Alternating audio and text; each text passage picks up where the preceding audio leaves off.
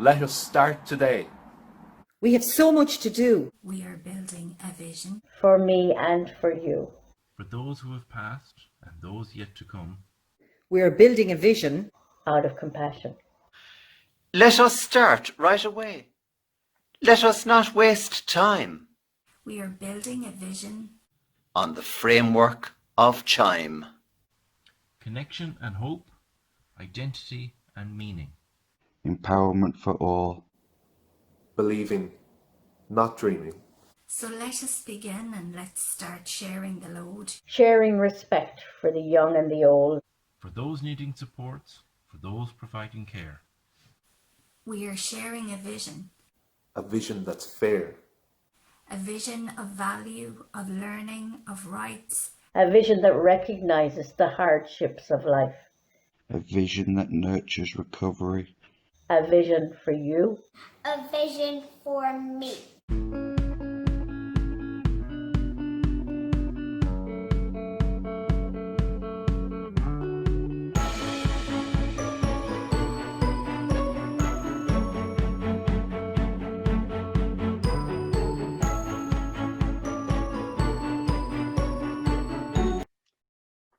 Good morning, everyone. My name is Catherine Brogan, and I'll be your MC for today. Thank you to Billy and the Mayo Recovery College students and friends for all their creativity for today's webinar. The opening poem was written by Billy and performed with such passion and energy by the team. The last young person, for me, sums it all up. We all want better futures for our next generations. On behalf of Mental Health Ireland, I would like to welcome you to our webinar to mark World Mental Health Day. The theme this year is Mental Health, Greater Investment, Greater Access. This is a very good fit for the webinar today, which will look at how the new Sharing the Vision policy can be translated into practice. I'm just going to go through a few logistics about the webinar today. So you should have already received a copy of today's programme, but if not, it's still available on our website. And Carmen might also pop it into a link into the chat. As attendees, your name, picture will not appear on the screen at any time during the webinar. We are recording the full event and it will be available after today for anyone who wants to revisit aspects of the day or who couldn't make it to today's event. And Carmen will pop that as a link into the chat box, but it'll also be sent with the evaluation form later this evening. Billy is going to be beavering away in the background today, collating any opinions that you may have on this question. How will we know we have achieved the vision that is in Sharing the Vision? How will we know that this has been achieved? So if you have any opinions or anything you want to put into the chat box, Billy is going to gather them, collate them, and we'll show that video at the end of today's webinar. Throughout the day, you will be able to ask questions using the chat function on your screen. The chat function is located on the bottom of your screen if you're using a computer or laptop. It's on the top right if you're using an iPad, and it's at the bottom left-hand corner if you're using your mobile phone. Anything you say over the chat can only be seen by the panelists and attendees. You can also ask anonymous questions via the Q&A function. We'll do our best to answer all the questions that you have for us today, but if we don't get through them all, we will go back and answer them and we will post them to the Mental Health Ireland website. Sonia will also send you a reminder email to let you know this. If you're using Twitter, please follow @mentalhealthirl and please use the hashtag #policytopractice. The day will run from 10 until 1 and will include 4 keynote presentations with a live Q&A following each of those presentations. There'll be a live panel discussion later this morning, and the event will be pepper potted throughout with wonderful poetry, music, and art. I'll be popping in and out during the day to introduce the different speakers and different sections to you. We'll have a coffee and tea break and stretch break at 11:10. This will be for 20 minutes. And then again from 12:10 for 10 minutes. During those breaks, we will also be running different formats of with different teams on poetry and art and music, which has all been put together by the Mayo Recovery College students and friends. Now, on behalf of the co-production team, I hope you enjoyed today's webinar, Sharing the Vision, Translating Policy into Practice. The Minister for Mental Health and Older People, Minister Mary Butler, TD, couldn't be with us in person today, but due to other commitments that she had. But she did link with Sonia and did do a video pre-record for us to reflect the value that the NGO sector brings in making policy a reality. I will now hand you over to Minister Butler. World Mental Health Day will take place tomorrow on October the 10th. The main purpose of this day is to highlight awareness of mental health issues. This has become even more important in the current times, as the COVID-19 pandemic has added a new level of uncertainty and stress to all aspects of our lives. It takes time to catch up on these changes on an emotional level, but that's okay. Too often people do not reach out for help and support because they feel that they should be able to cope. As Minister for Mental Health and Older People, my key message in these times is that it's okay not to be okay, but it's also okay to ask for help. As we continue to live with COVID-19, the successful implementation of the refreshed National Mental Health Policy, Sharing the Vision, is critical to enable our mental health sector to rise to the challenges we face now and those that are to come. To that end, I will shortly launch the National Implementation and Monitoring Committee, which will be charged with overseeing the implementation of Sharing the Vision. The NIMC will be crucial to maintaining momentum throughout the 10-year lifetime of the policy. But I am pleased to say that work of Sharing the Vision has already commenced. Recent months has necessitated a rapid acceleration in the provision of online mental health services. Organisations such as Mental Health Ireland are already doing significant work promoting positive mental health and recovery. Collaboration and partnership with voluntary and community organisations like Mental Health Ireland is integral to the successful realisation of Sharing the Vision, and I look forward to working with you all as we together make this shared vision a reality. Gaurav Mahagat. Thank you very much to the Minister. We really appreciate those words of motivation and momentum. It now gives me great pleasure to introduce to you Hugh Kane. Hugh is the chair of the Sharing the Vision Oversight Committee, and he is the current chair of the Board of Mental Health Ireland. Hugh will provide us with an overview of the co-production of the new policy, and he will also set the context for today's event. Over to you now, Hugh. Good morning, everybody. Are we okay, guys?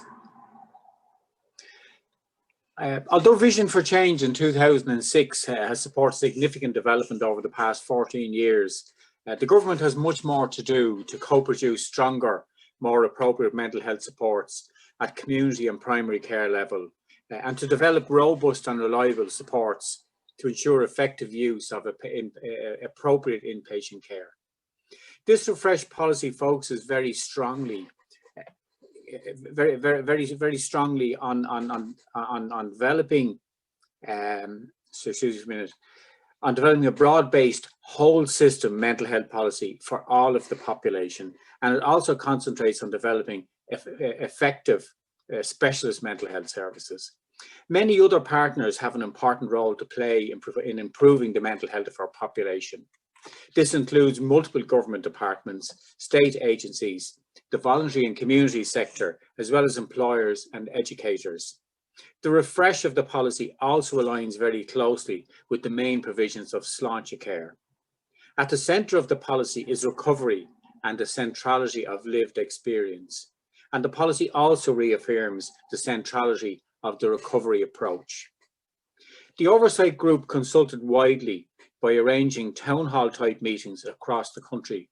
It spoke directly to over 1,000 people, including people with lived experience, family members, community and voluntary sector groups, and professional staff who work within the services.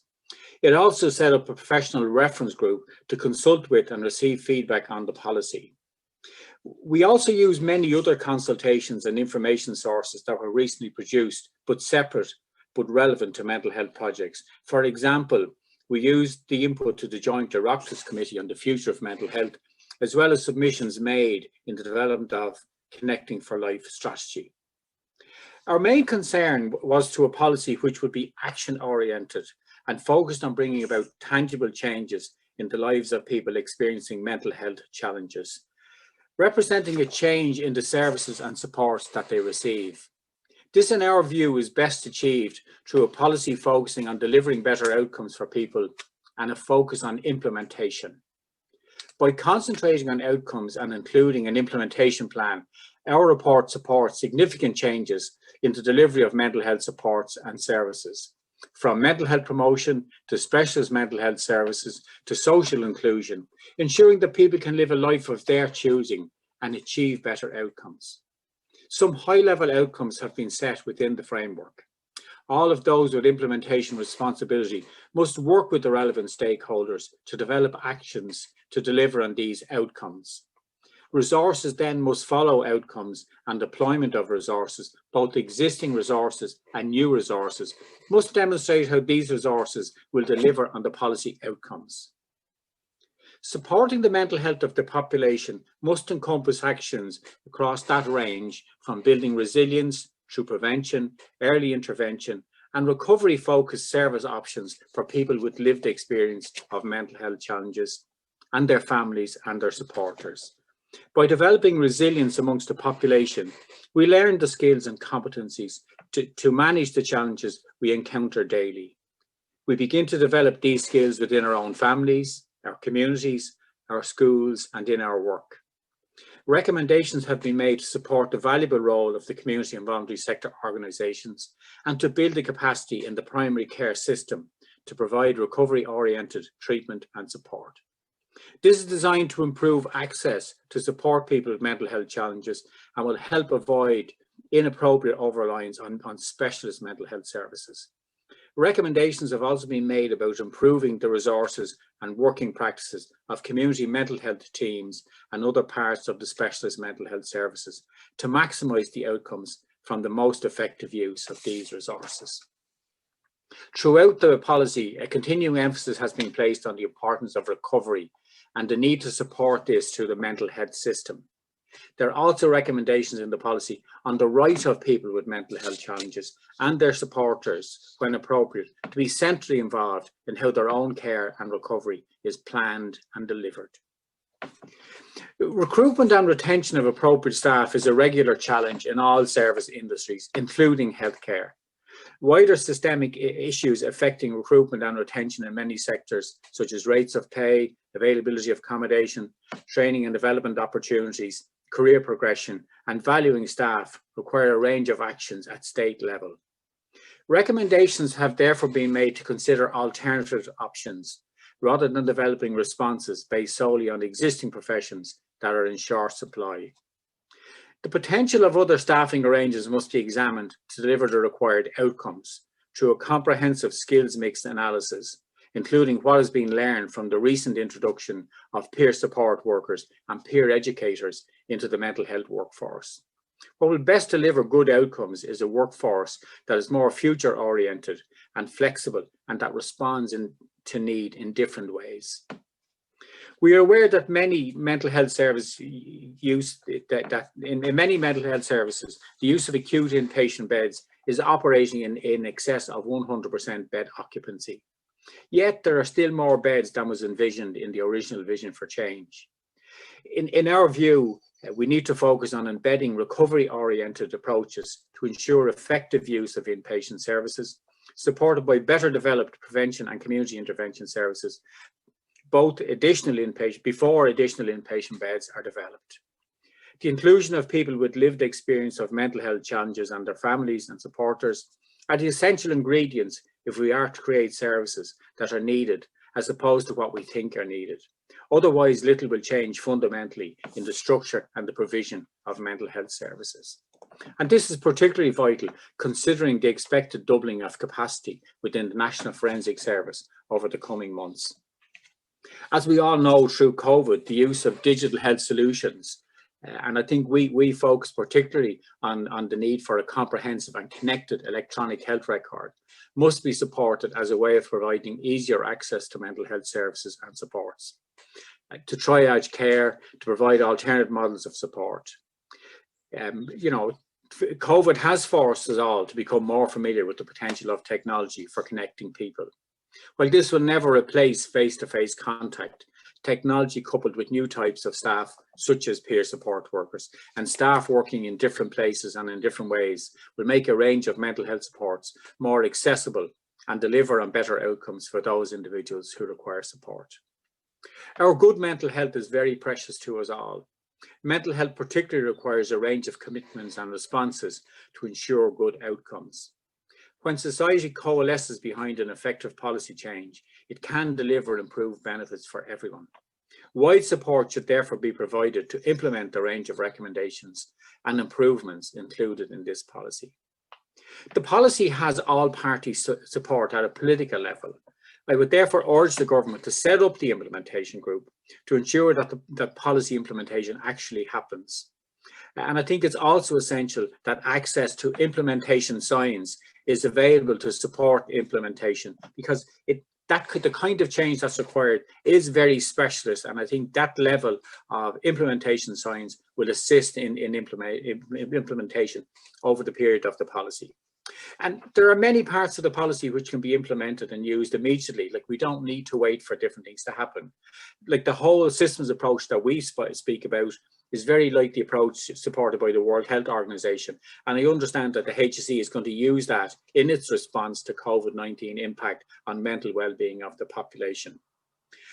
I think I've been listening to some of the comments on the report, and I think some people, in my view, aren't reading the same report that I read and I wrote. So I would urge everybody to read the report carefully and in full, and especially the recommendations, because they've been very carefully framed. So I hope that set gives us an overview for our session today, and we'll be available to take questions and queries. And for me, having put an awful lot of work with my colleagues in developing this policy, it's really important for us that this policy is implemented and real change comes about. Thank you all. Thank you to Hugh for giving us that overview and setting the context for today. And I remember when Vision for Change was launched back in 2006, and Chapter 3 focused on the involvement of people with lived experience and their families. And although we might say that, did we achieve everything in Vision for Change? Certainly not, but we did achieve a huge amount. Recovery is now very much integral to everything that we do in the services. We've grown our workforce in relation to the inclusion of people with lived experience of mental health challenges and their families. And the new Sharing the Vision policy has broadened that context to include the whole population, to include front-loading our mental health promotion, to including trauma-informed care, to including the further development of recovery-focused services and the entrenchment of human rights into what we do. So I think I look forward, and I'm excited about the coming 10 years. But one of the big things is that through co-production, we can make this happen. We all have a part to play, and I think that's really, really important, that we don't kind of look and see, what's happening. We look and see, how can we help make this happen? So for now, I'm going to hand over to a piece created by the students of the Mayo Recovery College and their friends, and it's on personal rights.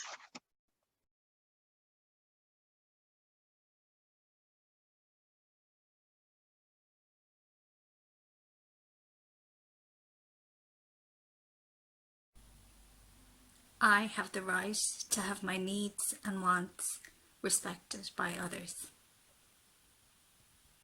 I have the right to ask for what I want.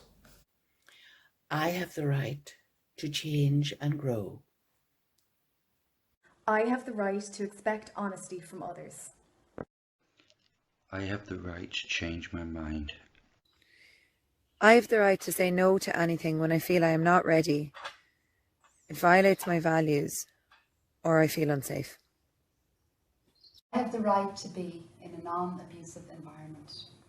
I have the right to make friends and be comfortable around people. I have the right to feel scared and say I am afraid. I have the right to be treated with dignity and respect. I have the right to my own reality. I have the right to be uniquely myself. I have the right to make mistakes and not be perfect. I have the right to be happy. I have the right to make decisions based on my feelings, beliefs and values. I have the right to be healthy. I have the right to say, I don't know. I have the right to determine my own priorities. I have the right to follow my own values and standards. I have the right to express all of my feelings, both positive or negative, in a manner that will not harm others. I have the right not to be responsible for others' behaviour, actions, feelings or problems. I have the right to grieve. I have the right to my own needs for personal space and time.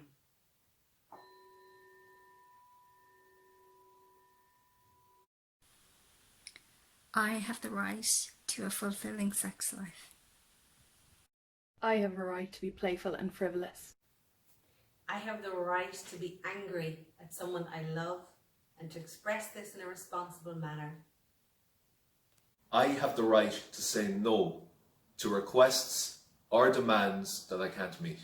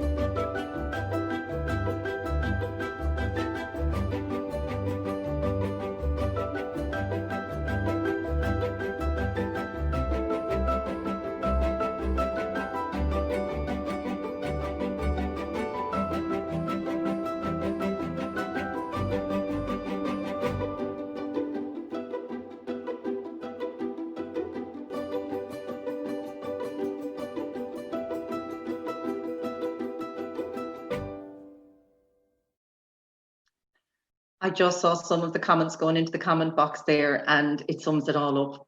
Wow, what a powerful piece. This is something that we all need reminding of, our rights and what they mean and where they fit with the new policy of translating, sharing the vision and translating it into practice. We're going to move now on to the 4 presentations that we have for this morning. And each one is linked to an action and an outcome in the policy. And it's also underpinned by the principles of sharing the vision, which are recovery, trauma-informed, human rights, and valuing and learning. These are practical demonstrations of how this policy can be translated into practice. And I hope you really enjoy them. Our first presentation is on mental health promotion, exploring its vision. And this has been co-produced by Aisling Doherty from Mental Health Ireland and from Anne Sheridan, HSE Health and Wellbeing. I'm going to hand it over to Aisling now.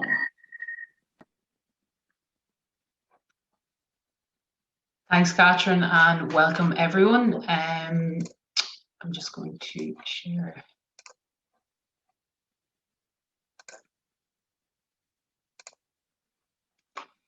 So this morning, myself and Anne are going to take you through some of the key actions within Sharing the Vision, the first domain within Sharing the Vision, the promotion, prevention and early intervention domain. And we'll also look at some of the ambitions for the National Mental Health Promotion Plan. And Anne is going to take you through some of the work currently taking place around the development of the HSE Mental Health Promotion Plan. So when we look at mental health promotion, it intervenes at 3 different levels. It looks at strengthening the individual through improving emotional intelligence. It looks at strengthening communities through increasing participation, and it looks at reducing structural barriers to good mental health by challenging discrimination and inequalities. And as we are aware, there's compelling evidence that the promotion of mental health does lead to lasting benefits for individuals, families and society. So when we delve into Sharing the Vision, that first domain, promotion, prevention and early intervention, they've adopted the life cycle approach within the actions. And this acknowledges that the foundations for mental health begins well before birth. So some of the key actions within the domain itself under youth is the first 5, so looking at implementing the strategy, the whole of government cross-departmental strategy there itself. Within schools, they want to build on the foundations already developed around the Department of Health and the Department of Education's wellbeing frameworks, and looking at them being implemented in schools by 2023. And they really emphasise in the policy itself around the whole school approach. And I think Hugh referenced it there in his opening remarks as well. You know, the importance of having a whole school approach to promote positive mental health. And obviously build as well on the fantastic work that happened around the National Youth Mental Health Task Force back in 2017 and implement some of the actions within. They recognise the workplace as an important setting for promoting positive mental health with implementing the framework to be launched soon. They recognise that stigma is still an issue in our society, and looking at stigma reduction campaigns alongside some programs for our priority groups nationally.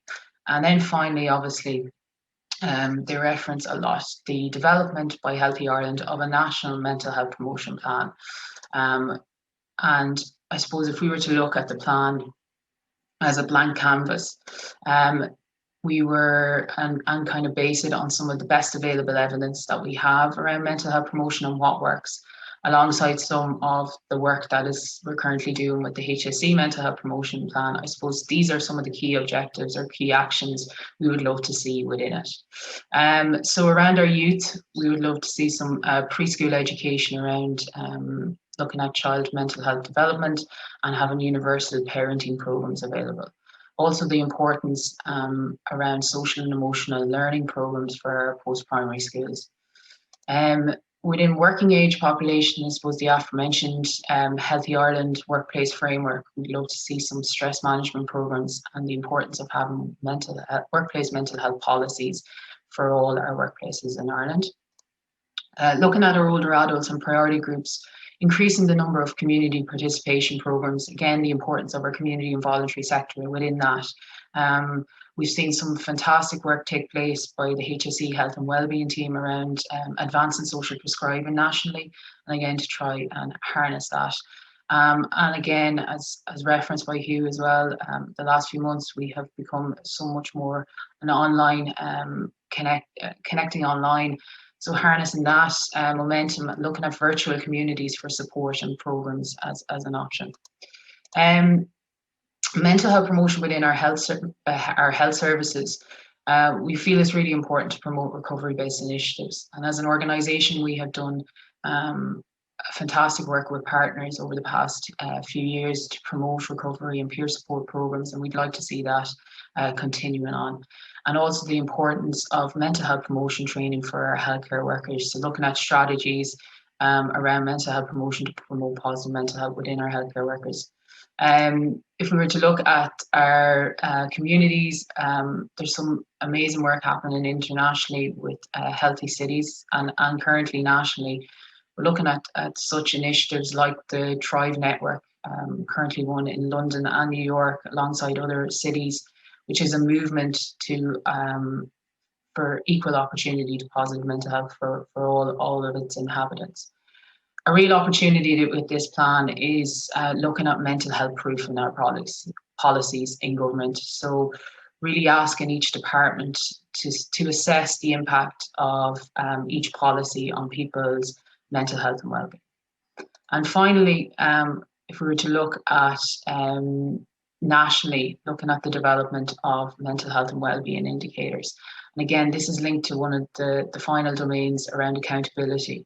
So if we were to implement a national plan, we believe that we need to be able to measure it.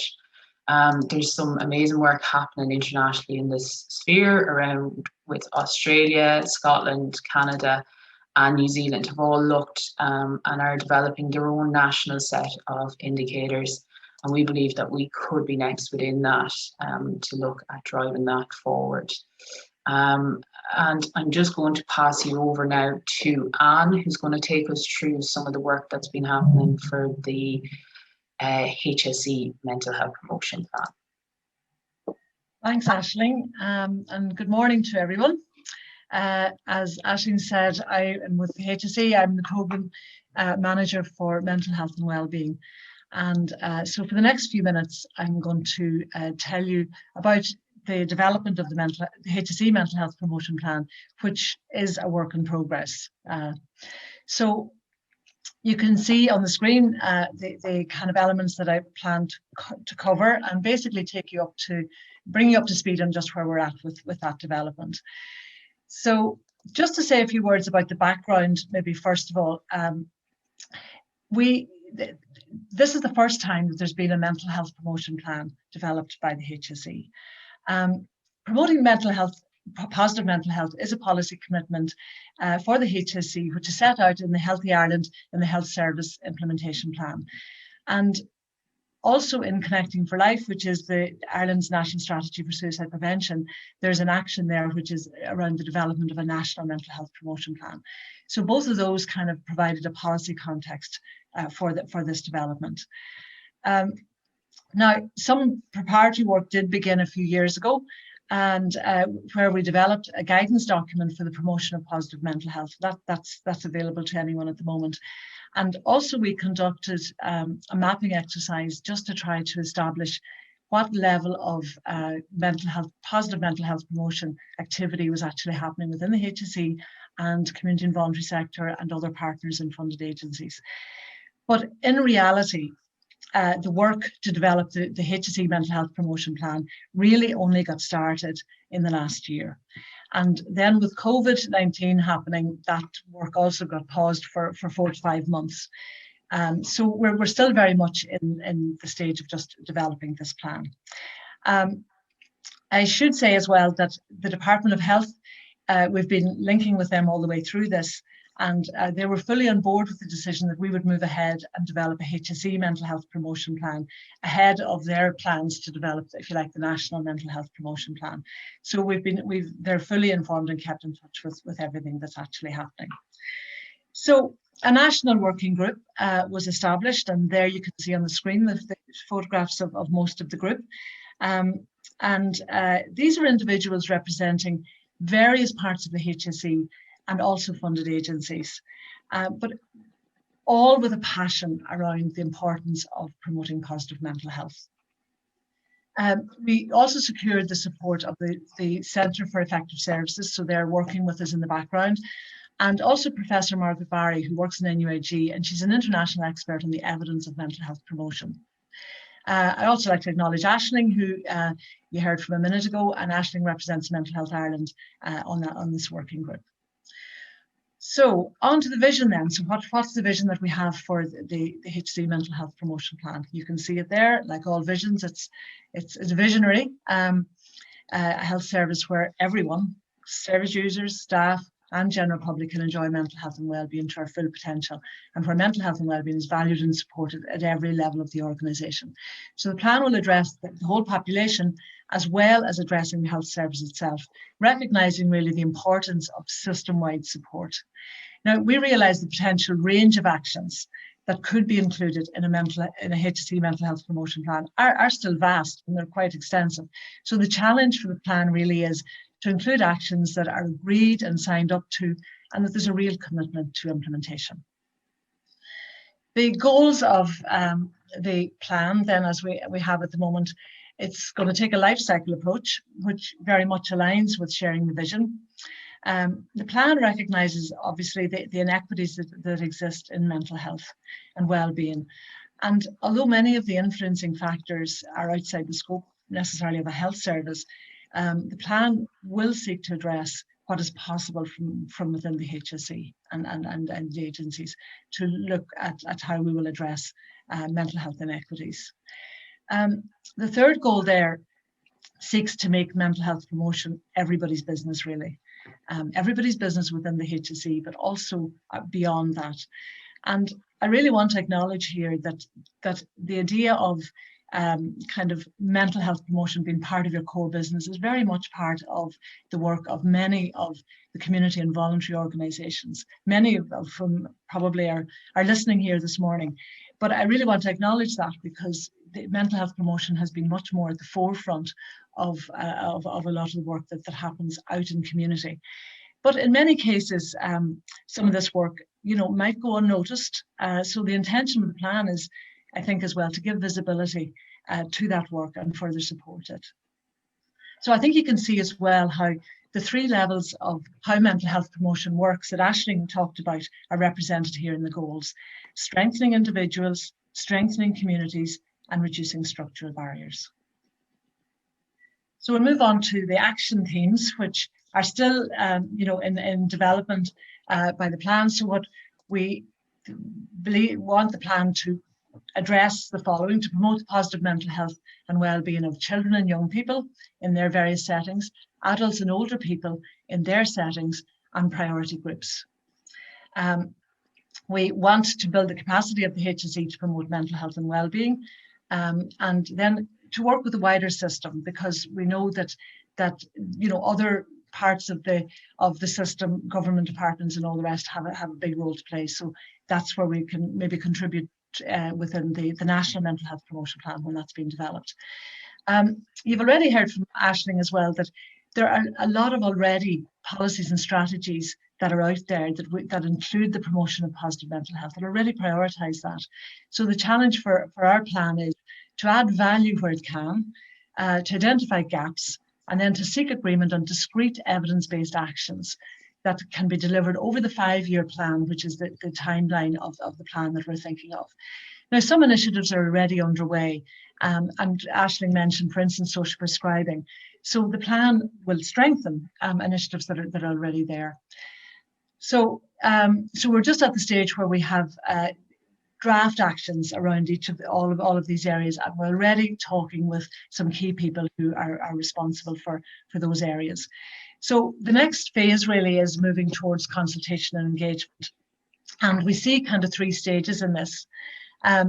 So I mean, overall, the stakeholder engagement is going to be a key element in the development of the plan, and really essential to build support and commitment widely for the implementation of the actions that will end up there. And we see ourselves moving towards this in November and in the months beyond that. So stage 1 is very much going wide and building an understanding of the importance of and the value of mental health promotion and the vision for the plan. Draft actions will be debated, and other potential actions probably identified as we go out widely to all the stakeholder groups that we want to do that with. And some of this is as well about, I suppose, dealing with expectations. This is a HSE mental health promotion plan. The national plan will take a much wider approach. Stage 2 then is where we see a more refined kind of consultation, and that's really to challenge the actions. The actions are there, and these are challenge panels then to refine, test feasibility, practicality of actually implementing the actions, and also identifying key stakeholders to take a lead on the actions. Stage 3 then will be the feedback. When we have the draft plan done, we'll send it back out widely for people to comment on and for just some final comments. So look, I look forward to linking with many of you that are on this webinar this morning to through the engagement process that we're going to be starting. I just want to say something, but obviously we have to include the reality of COVID-19 in the plan, as it's likely to be a feature for the foreseeable future. So in that sense, it's likely that this will influence the actions that we might prioritise in the first couple of years to be implemented. But again, we'll be informed by all of that through the stakeholder engagement. So thank you very much for listening, everyone.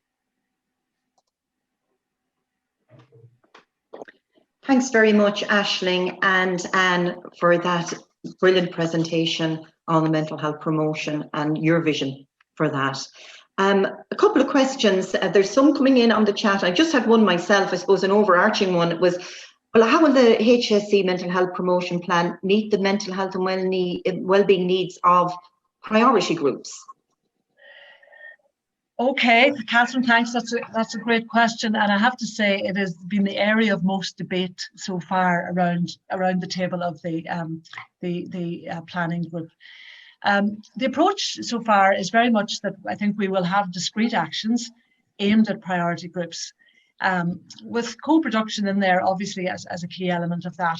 But that reflects really, I think, the outcome 1B in sharing the vision, which addresses targeted promotion and prevention programs for priority groups. So yes, there will be targeted actions, I think, specifically for priority groups. But however, we're also looking at kind of more systematic approach to this, and we're looking at applying an equity lens across all action areas, like having this threaded through, if you like, all actions. So, and to do that, we're thinking of, you know, a simple way to do this. And one question that we've been looking at is just that everything that's done, or every program that's been implemented, or every initiative, just for people to think, who's not included here? Who might not feel that they could access this? Who might be left behind with this? And we feel that threading that questions like that through everything will help actually address issues of priority groups, as well as the targeted actions in themselves. Thanks, Anne. I've had a couple of questions in that kind of linked to that. One is in relation to that, you know, most initiatives seem to target the post-primary sector, and we're wondering about this. Will this new policy support children of all ages to have access to mental health promotion and learning good coping skills?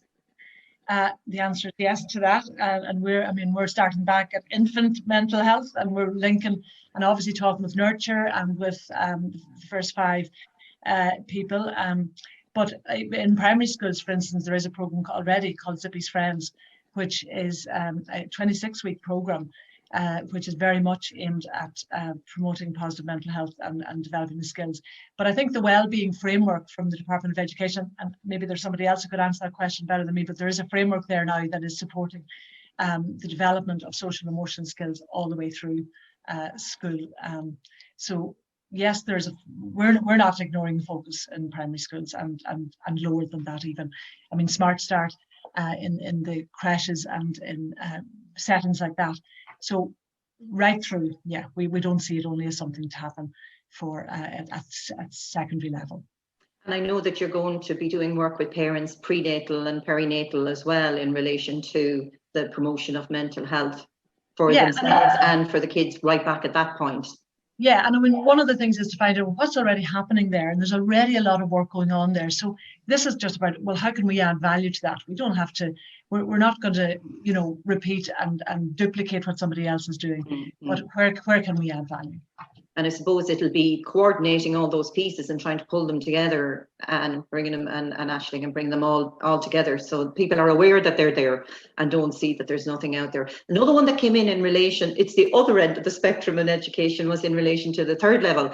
And it came in from somebody who's a lecturer in the third level sector, and they're saying they're concerned about the particular sector in terms of mental health. And is this seen as a priority group within the mental health promotion policy?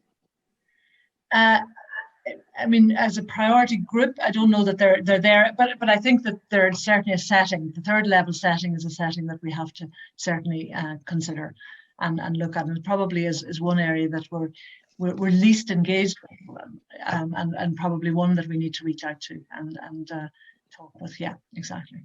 And I know we have a lot of people on today from that sector. So if people do have ideas of how that partnership can be strengthened, I'm sure Anne and Ashley will be wide open to hearing from you in relation to that. There's another question here now, and maybe it's not so much a question as just something maybe was considered or for consideration, and it's long, so if you don't mind, I have to look to read it out. So it's stating that mental health promotion needs to include and embed the United Nations Convention of Rights of Persons with Disability, Article 8, raising awareness, education and health promotion for persons with mental health issues and healthcare professionals. Article 25 talks about health, equal access, treatment and consultations and general medical services when referred with a mental health diagnosis. But it's just around, is that being underpinned? Are the human rights being underpinned in the mental health promotion policy, I suppose, is key to the person's question.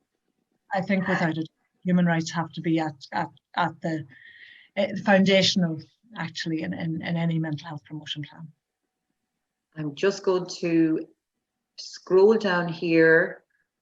And okay, I've got one because I'm conscious of the time here. I'm keeping an eye on the time as well. So there's one in here as well. Who is considered priority groups, and can you name the main ones? Well, the priority groups that we're going with are the priority groups that are listed in Sharing the Vision. And I just don't have it here to hand at the moment. But there's a few. Sharing the Vision. So you would have members of the travelling community, homeless, LGBTQ+I, people who come into contact with the criminal justice system. So we'd be following kind of suit of, I think, Sharing the Vision reference, Connecting for Life, and what they use as priority groups as well. So it would all kind of be threaded through there. Great. I have time for one more question, so I'm going to read this one out as well that came in. It's somebody who's a frontline emergency worker. More work, hugely welcome. There's little discussion of employee mental health. Welcome developments. Trauma is very much part of the profession, so open discussion is needed. So what way would you plan to roll out this planned promotion? So I suppose it's targeting the whole area of workplace mental health promotion. Yeah, and we've linked, there is going to be, there's going to be a workplace framework which is going to be launched in the coming months. And so we've been linking with that and looking at how this plan could, link to some of the actions or some of the recommendations there. So yeah, look, I mean, we're looking at that. I mean, one of the things I think that's going to happen is MEC, which people might be familiar with, which is Making Every Contact Count. We're going to develop, and we're already doing that, developing a module on positive mental health. And that's going to be there for frontline, for HSE staff, but also for, I think, funded agencies to look at in everyday practice, no matter what the role is that you actually have, how you can actually promote your own well-being and mental health, but also the mental health and well-being of other people that clients that you come in contact with. That's great. Thank you so much, Anne. And Ashley, I just have one more comment that came in there very quickly. It's a question, I suppose, around can HSE workers contact Anne's team, re-existing recovery initiatives and read the future sustainability, etc., or do the team look more into policy making and informing the area? So I suppose in relation to recovery initiatives, you can also contact us in Mental Health Ireland, or Michael and recovery as well as yourselves. And we're already doing that, but look, we welcome anybody who wants to be in touch with us. So my email address is anne.sheridan1@hse.ie. So anyone who'd like to contribute any ideas or thoughts, we'd be delighted to hear. And if you put them into the chat, we'll be gathering all of that, so we can pull it from the chat and send it directly on to Anne as well. Yeah, so, sure. Anne and Aisling, thanks a million for that presentation, for kickstarting our 4 presentations under the first domain of Sharing the Vision policy. Welcome. Thank you very much. Thank you. We're going to move on now to our second presentation this morning, and it is on a really exciting new innovative initiative called the Community Cafe, and it's been established in CHO2. We've literally just finished 4 days of interviews this week for the peer connectors and the team leader that will lead out in the service that we hopefully will be able to open in the next few weeks. This presentation has been co-produced by Danny Burke, Tom Stewart, and Maria McGoldrick. So what we'll do is we're going to show you first a video that the guys have put together. Then Danny will lead on a presentation, and then Maria and Tom will come in for the Q&A session following that. So I'll hand you over now for the video and then to Danny.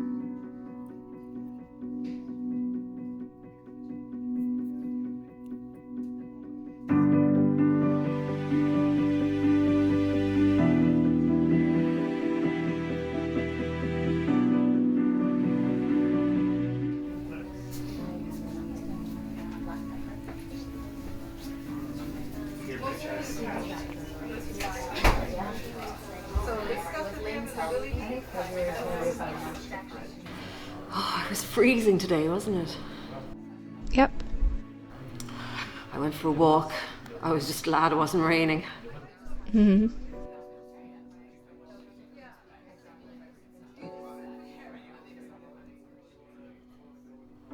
Sometimes I don't think I can help much. But when I'm here, I can listen. When you want, I'm here.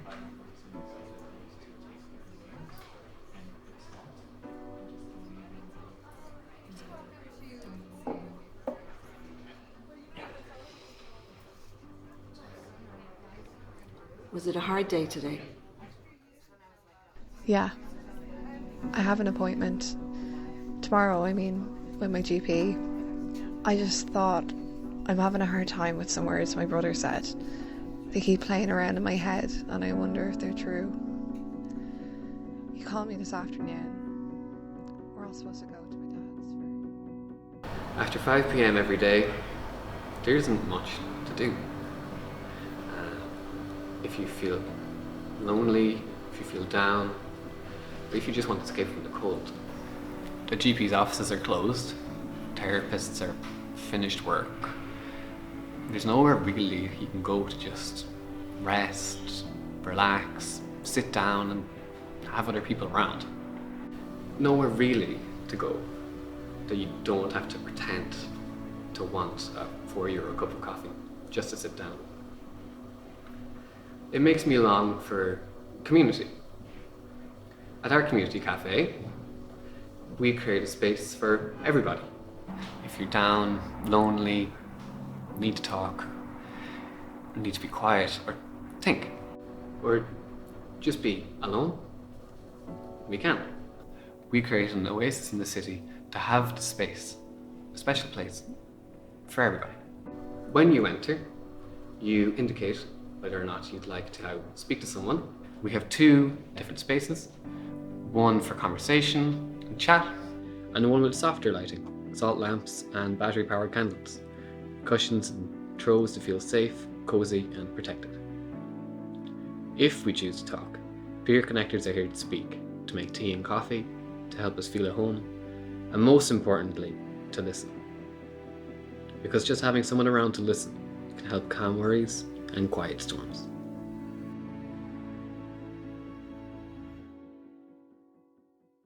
I'm Danny Burke here. That video video is great, all the feels. So this is our Galway Community Cafe project that we've been working on. We've had an amazing working group years.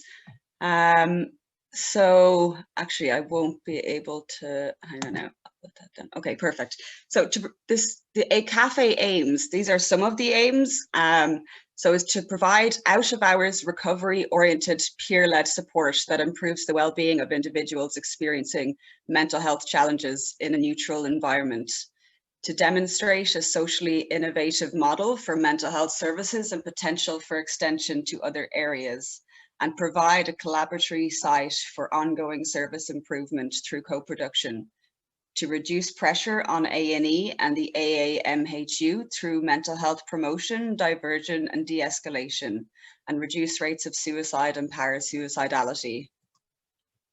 Cafe values, to be a place of physical, psychological and emotional comfort that enables people to heal and grow. To use person-centered, non-judgmental, solution-focused and asset-based approaches to deliver better care experiences. To embody the peer support ethos of mutuality and peer support, the power of being able to tell your story and hear others, and the healing potential within these naturally occurring therapeutic relationships.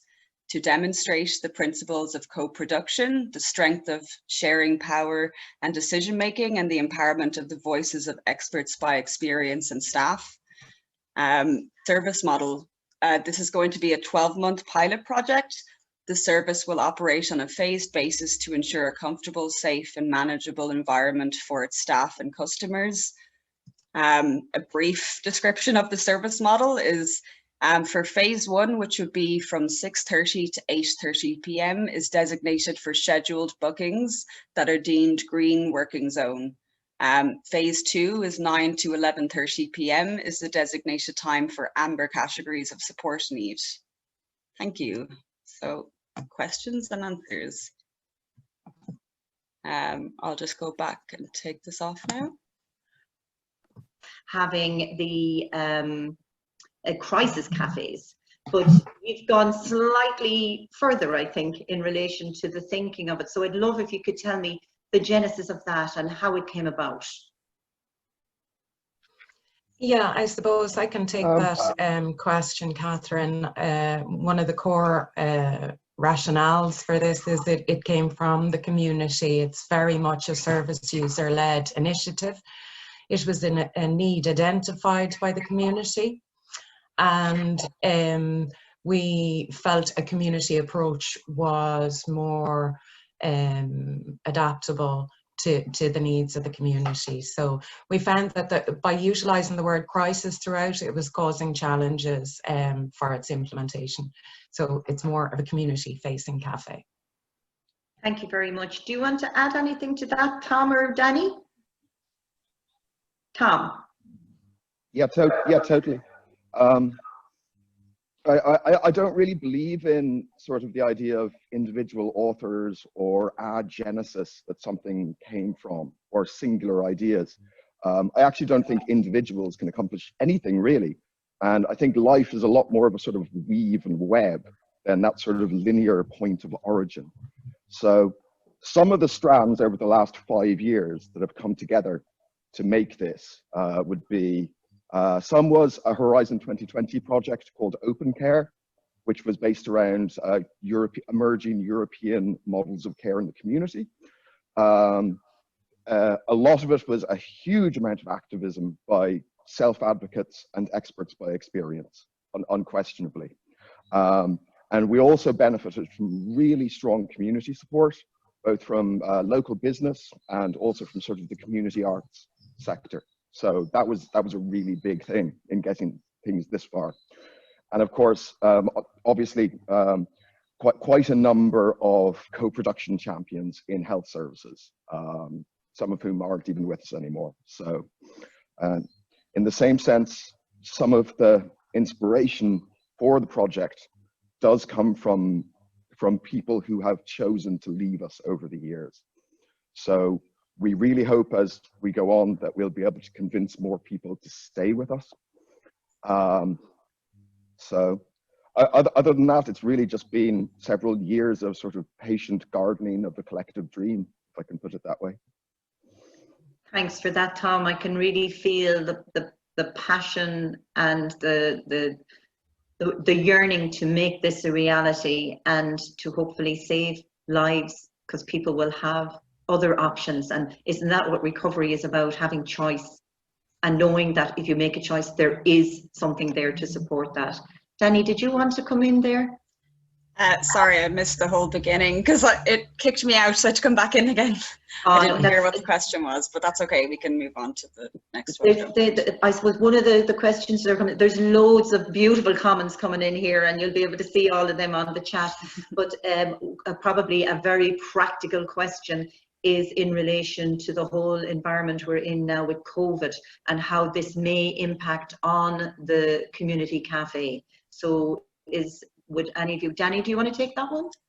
I can, yeah. So we are developing different protocols for every level of lockdown. So we are prepared for every situation. So if needed at different stages, part of the cafe will go online. So it won't be that it ceases to exist if there are restrictions in place on face-to-face meetings. So we definitely are preparing for that and having things in place for every level, because this cafe is going to happen either way, regardless of COVID, but it just will make it a bit more tricky and a bit more work. Maria, did you want to add to that? Yeah, I suppose we are hoping that we'll be seen as an essential service should a full lockdown commence. And obviously we would prefer the face-to-face interaction, you know, to occur. Yeah.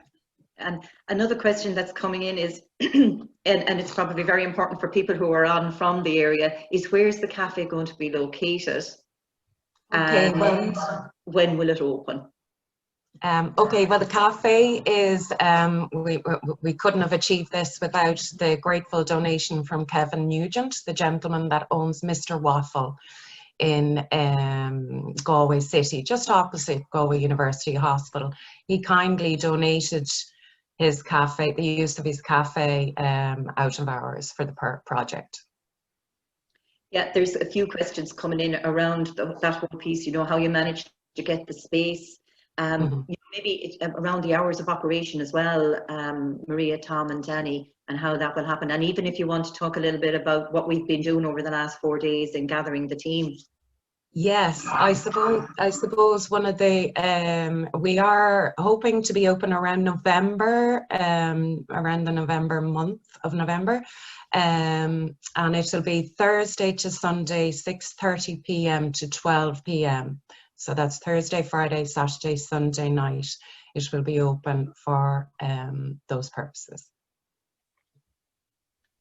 So there's lovely quotes coming in here around patient gardening of the collective dream. And one person said that, and somebody else came back and said, what an apt quote. Oh, I wish these things had stopped moving. For what an apt quote for our aims today. Fantastic project. Looking forward to the positive impact the cafe will undoubtedly have on the Galway community. How are you going to advertise it? So a person came in and said they like the community cafe branding, but how do you tell me that it's aimed at includes people with mental health issues or challenges? Well, Danny? I suppose, yeah, Danny, go ahead there. Oh, no, I don't have a whole lot to say there. I don't know, you might be better to answer that, Maria. Okay, Maria. Yeah, I suppose we will be promoting the service. We have a press release going out into the media in the next couple of days, and we will be promoting the service throughout all means, through Mental Health Ireland, to recovery colleges, within the service, amongst the community, and we will have clear delineation, you know, that it's only an evening and weekend mental health cafe. Maria, there's a question in around how the cafe is funded. So none of this would have been possible without the support, of course, of the HSE and Chuck Feeney and Atlantic Philanthropies. So under the Service Reform Fund, we applied for funding for the cafe, and we were delighted to have received that funding. I'm just going to read out one that came in here. In case the cafe is not considered an essential service in lockdown protocol when mostly needed, we should really wonder, are we so dedicated to mental health support on the national level as those community activists are? But I think that given what I've seen in relation to CHO2 and how they've managed to get this cafe off the ground, get the interviews done, get the staff in place during COVID, and the plan that's there around induction, this will happen. I have no doubt that the service is behind, you know, because they see what's happening. We've all seen what's happening during COVID, and the even more demands that are being placed on people. So I have no doubt that it will be seen as a support, particularly with A&E and for people who are presenting. Absolutely, and I think, you know, that's echoed by the head of service, Charlie Meehan, who has really encouraged and pushed for this project to continue despite the pandemic. And just one last question, because I'm conscious of time, but somebody is asking, is this the first of its type in Ireland? Tom, maybe you Tom answer is that. gonna take that. Yeah. Just to respond quickly to a few of those. I'd worry that I don't want to overpromise and underdeliver, so I have to clarify that the video is not a case of here's one we made earlier, because the cafe doesn't exist yet. This is an artist's impression, because we're trying to put out this idea of high quality care in ordinary environments, and that's the message we're trying to bring to you today. So some of the actual pragmatics and logistics of the cafe, that video may not represent them, but that's the hope and that's the dream of what the local community wanted to show. On the COVID point, I feel I must say the absolute importance of ventilation, which is absolutely the strongest point necessary, in my opinion, for risk during COVID. And sorry, is there other questions? No, there is more questions coming in, but I'm looking at the time and we do have to move on, but we'll capture those questions, and Maria, Tom and Danny, you'll be able to video the answers and we'll get them up on the Mental Health Ireland website. Really, thank you very much. I mean, you'll be able to look through the chat yourself to see the amount of support that's there, the amount of people who are willing to help, the amount of people who are there for Sportline said they'd be happy to advertise the service. So there's lots and lots of things in the chat that you might want to pull. Great, thank you so much for the video. Thank you, Danny, for the presentation, and thank you, Tom and Maria, for the question and answer session. I'm going to move on now to our next section, which is actually our break. So if you want to go on mute and off camera, that'd be great. Thanks very much, Danny and Tom and Maria. So our next session, during the summer, we had an empowerment seminar with Mental Health Europe, and it was talking about let's talk empowering recovery in Europe. And one of our colleagues, Olga Kalina, did a magnificent presentation on human rights, and she mentioned something called dismantling the invisible walls. So although we've moved a long way in relation to the promotion of recovery in the country, there are still those invisible walls. So when we were doing the co-production of this, Billy and Mayo Recovery team, students and friends put together this understanding of what dismantling the invisible walls can look like in relation to art and poetry and backed by music. So I'm going to hand you over to that while we go for our break. We'll be back here by 11:20 so we can get into our next two presentations. I hope you're enjoying this morning as much as I am, and that you're getting something out of the day.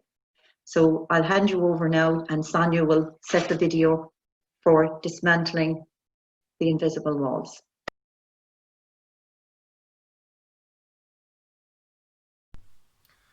The book of Joshua describes the Battle of Jericho, when the Israelites brought down the walls of Jericho by marching around the perimeter and blowing their trumpets 7 times on the 7th day.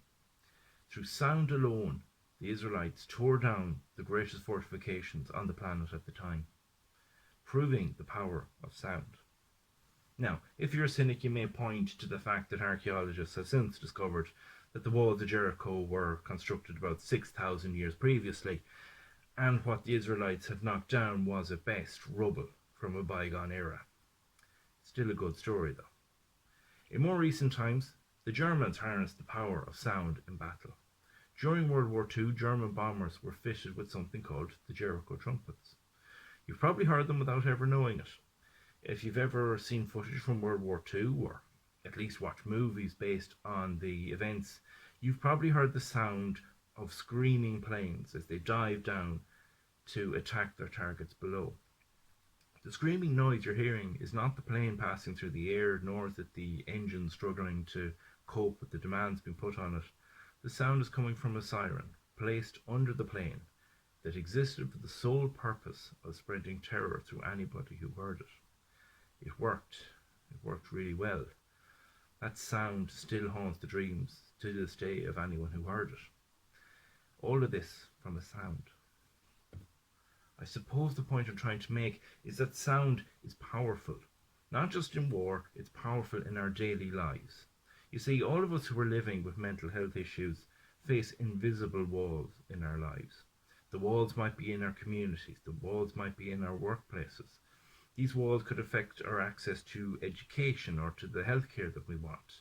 These walls may separate us from something as fundamental as love. Our walls may not be physical, it's invisible, but we can still use the same weapon to take it down. Sound. Specifically, this sound. The sound of our voices.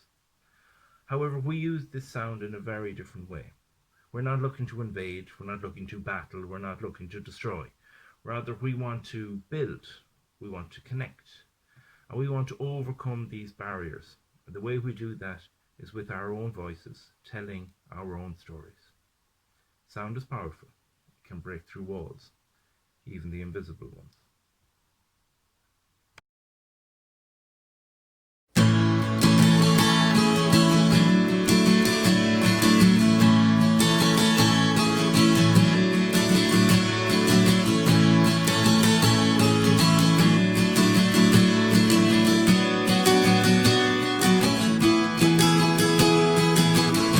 I don't know who to believe, and I can't tell the wood from the spurious trees, and I'm losing myself, but I'm trying to breathe and to be so still in the moment. I don't know who to believe. Have you come for to care or control my destiny? Are you sitting with them? Are you standing with me while I be so still in the moment? Invisible walls stop me from healing. Invisible walls stop you from feeling. Invisible walls, let's tear them down together.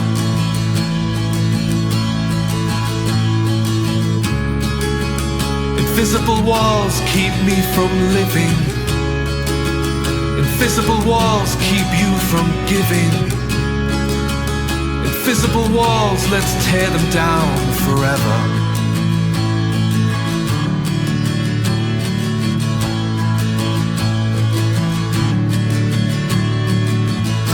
I don't know what you've been told about me with my hopes and the dreams that I hold. Is it there on my file?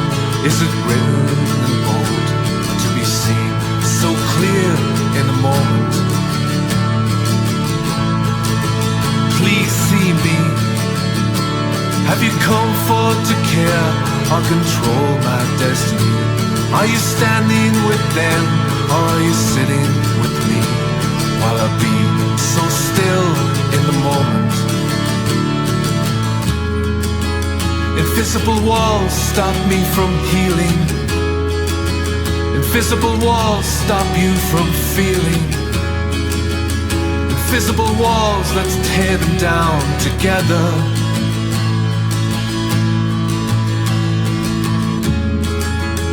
Invisible walls, stories one-sided. Invisible walls keep us divided. Invisible walls, let's tear them down forever. Let's tear them down forever.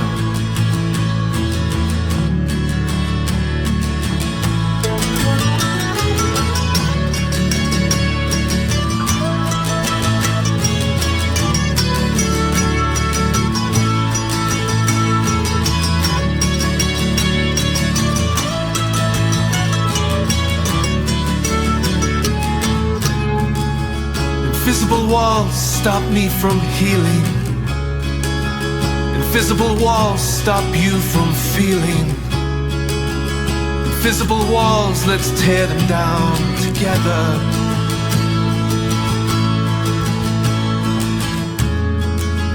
Invisible walls keep me from living. Invisible walls keep you from giving. Invisible walls, let's tear them down forever. Let's tear them down forever. Now, now, now, now, now, now. Whoa, whoa.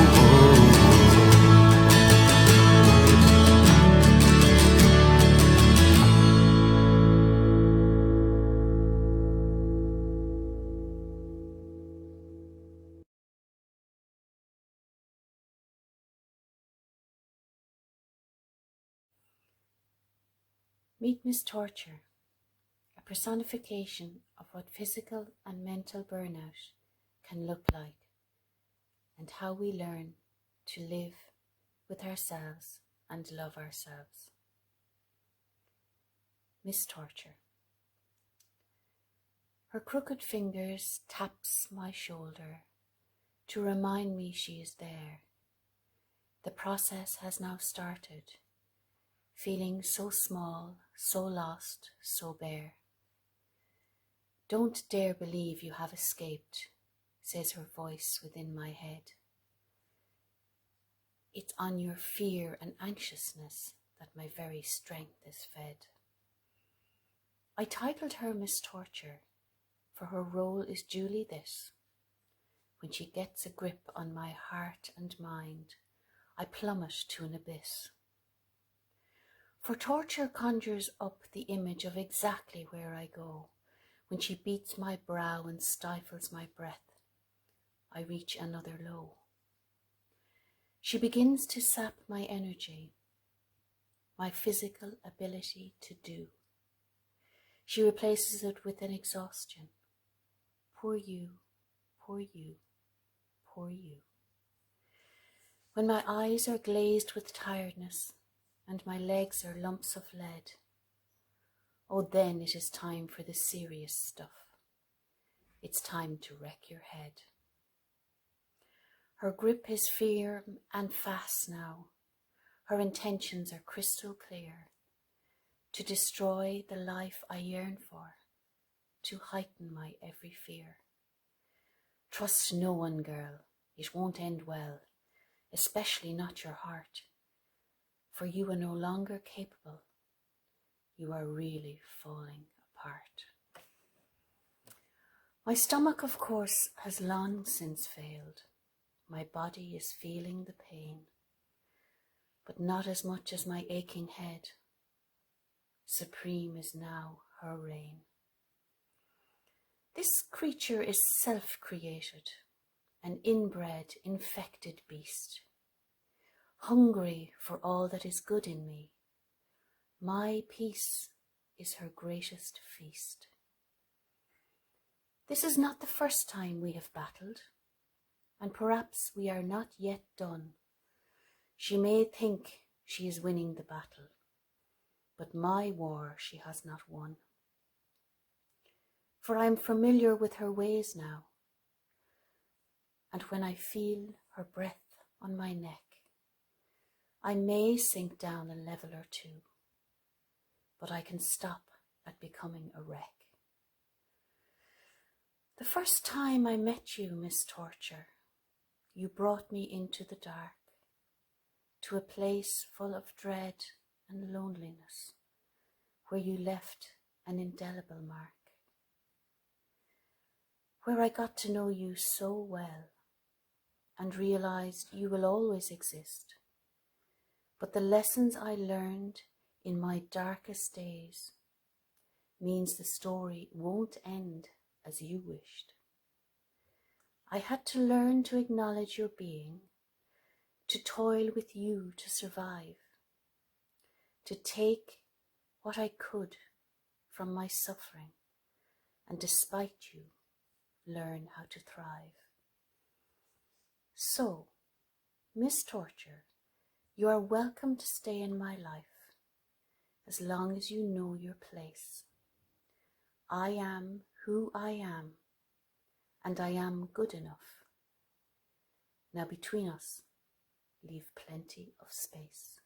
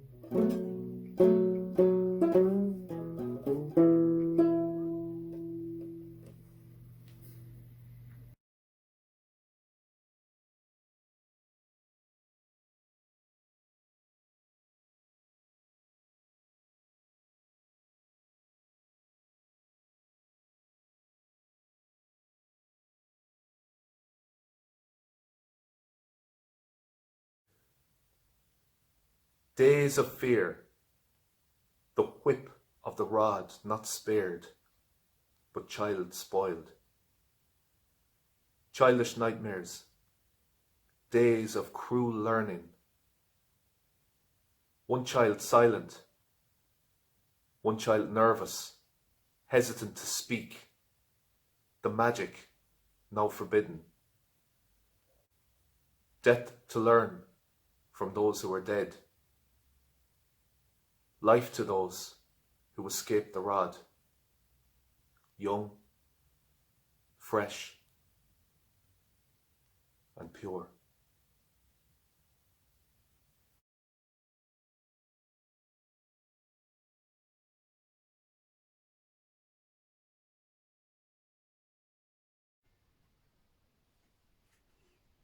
Che bella cosa una giornata ai sole, n'aria serena dopo una tempesta, per l'aria fresca pare già una fiesta. Che bella cosa una giornata ai sole, ma no tu sole, cobellone. O sole mio, stand fronte a te. O sole mio, stand fronte a te, stand fronte a te. Quando fa notte, o sole se ne cene, me vene quasi na malinconia. Sotto a finestra tua vista ria. Quando fa notte, o sole se ne cene. Mannato sole, cobellone, o sole mio, stand fronte a te. O sole mio, stand fronte a te. Stand fronte a te.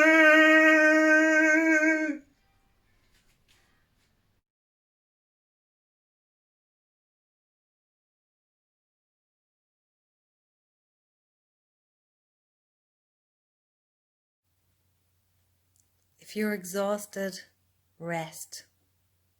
If you don't feel like starting a new project, don't. If you don't feel the urge to make something new, just rest in the beauty of the old, the familiar, the known. If you don't feel like talking, stay silent. If you're fed up with the news, turn it off. If you want to postpone something until tomorrow, do it. If you want to do nothing, let yourself do nothing today. Feel the fullness of the emptiness, the vastness of the silence, the sheer life in your unproductive moments. Time does not always need to be filled. You are enough, simply in your being.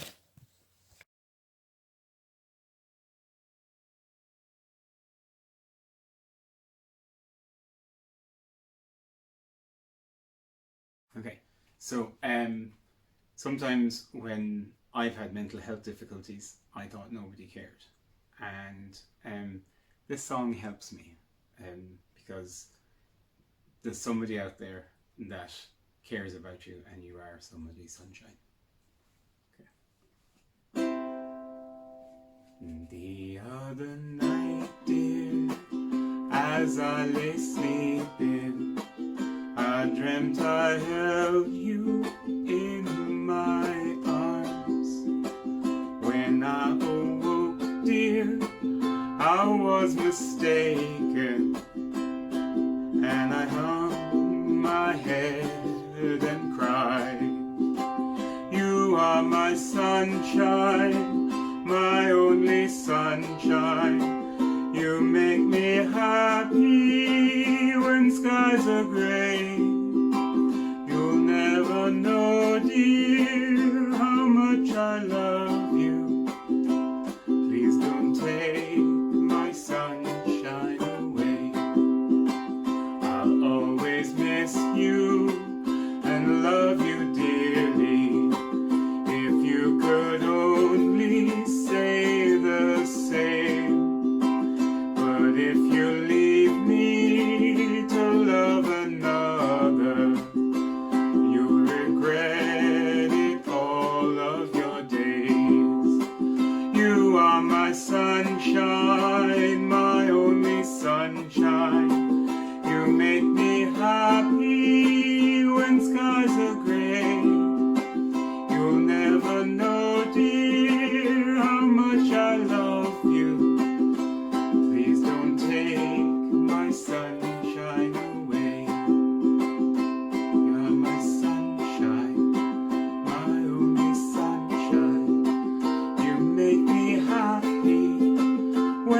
skies are grey.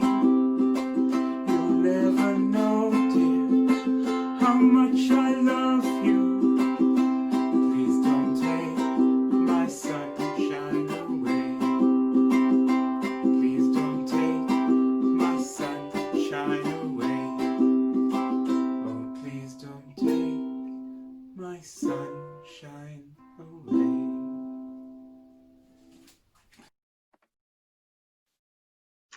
Well, I don't know if you're anything like me. I'm totally chilled out after that. I've got chills going up my back from what we heard at the very start. The whole area of dismantling those invisible walls.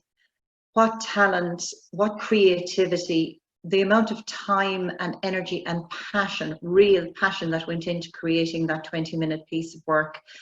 Congratulations and thank you so much to the Mayo Recovery College, to the friends and to all the team there. Amazing. I have a big smile on my face after Des at the end there, which kind of summed it all up. You know, we have to keep going and we have to keep trying. And in the times we're in with COVID and not being able to meet, to do something like this in face-to-face, but being able to share what we've been able to share across this virtual medium, in word, in picture, in video, in song, in poetry. It's just been amazing. Thank you so much to everyone who's contributed so far. We're now moving on to our next presentation, which is from the Individual Placement and Support Service in Wexford. It's been co-produced by Alison Martin, Paula Lowney, Alan Dolan and Lucy McLaughlin. It'll be followed by a Q&A, and I'll introduce the Q&A panel to you when we get to the end of the 10 minutes. Again, just to remind you, you can put questions on the service on the presentation into the chat, and I'll pick as many as I can out, but also remember that no question will be left unanswered. And again, one more reminder, any opinions you have on how we know we'll have achieved to sharing the vision, stick that in the chat as well, because Billy, as you can see how much of a creative artist he is going to pull those and put them into a video for the end of this morning. Thanks very much. I'm going to hand you over now to Alison, Paula, Alan and Lucy in their presentation. Take it away, Sonia.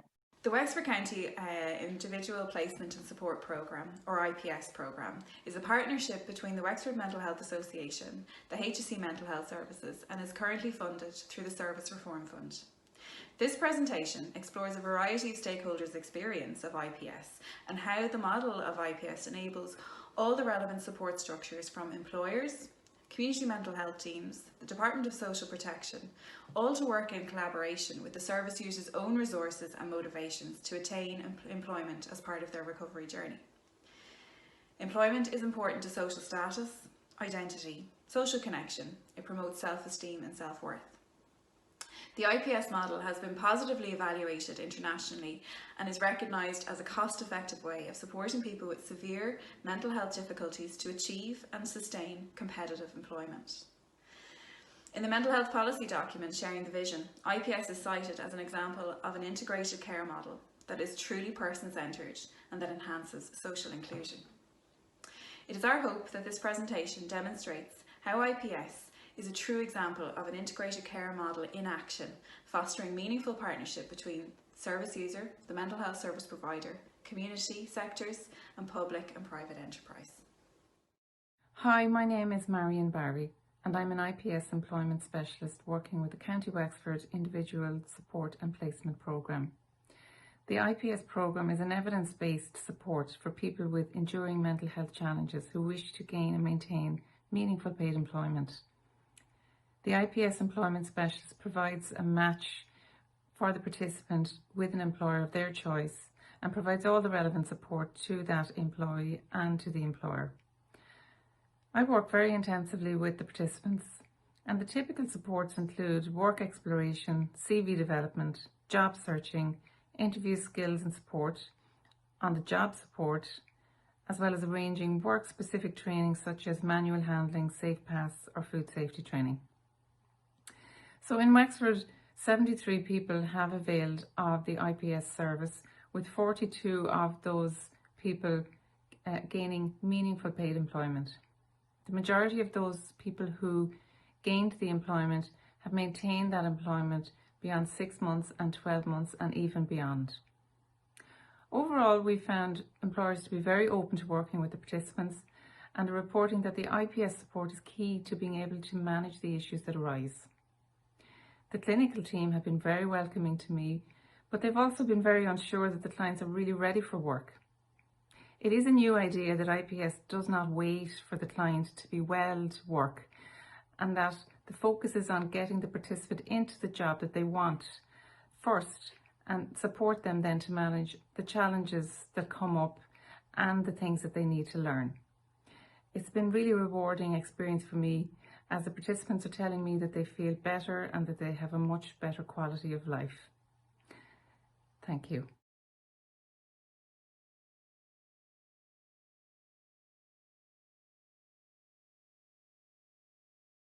So I am currently working in a bar in the Netherlands.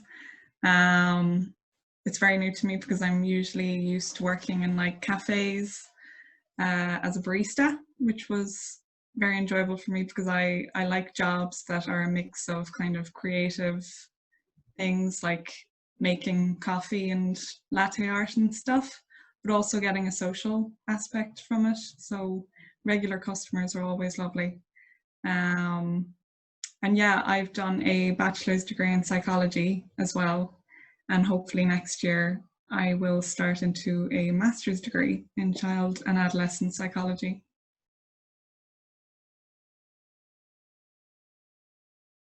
So I worked with an occupational therapist before I discovered the employment specialist service, and she suggested, my occupational therapist, that I check out the employment specialist program because she was noticing that I was having a lot of trouble with work when I first met her, and she thought it would be helpful to, say, have somebody who knew the ins and outs of like professional environments and work, and it might be a bit more helpful than just her giving her kind of encouragement. So she passed on my information then to the employment specialist who was working there. Definitely. I was working before the program, but now having joined the program, I stayed in a job and I enjoyed the job for much longer than I would have previously. And also, I get burnt out quite easily, which would have meant that, say, I'd avoid work if I could, just to try and recover again. But because I've joined the program and I opened up communication with managers, I was able to work around my hours and my days so that I got a good balance between working and earning money, but also getting time to kind of relax afterwards. So that's meant that in general, I feel like I've worked much more than I would have otherwise. And also with that comes the routine is great. I think I underestimated before working how much actually having to get out of the house made a difference, because it's so easy to avoid otherwise. But when you're working, you have to go to work, and it actually makes such a massive difference as well, because you're meeting people, you're meeting customers and people that you work with. So it does lift your mood, even if you're not feeling your best. And because I'm earning consistently, I feel more confident spending money on myself, which I wouldn't have done or felt bad about doing previously, because I would have been only earning a little bit of money. I would have wanted to put it to things that were sensible. Whereas now I feel a bit better myself, just, I don't know, taking myself to go get coffee or things like that. So that's been really nice as well. I would say go for it. I think it might be a daunting prospect for some people, but I think it's an incredible experience, because I think we underestimate how little we actually know about what's right and wrong in work. I don't think there's any specific place that you are guaranteed to get that information from. Like, school will teach you a bit, maybe your parents or family will teach you a bit, but it's really helpful for anyone, I think, to know that they have somebody that they can go to continuously to make sure that, you know, they're doing the right thing, and that they're happy. And I think that's another big thing, is I hear so many people talk about really disliking their jobs. And I think we might not realize that you actually, you know, you're meant to like your job. It is what you will do with most of your time. So I think having an employment specialist is that support and encouragement to try and find things that are good for you.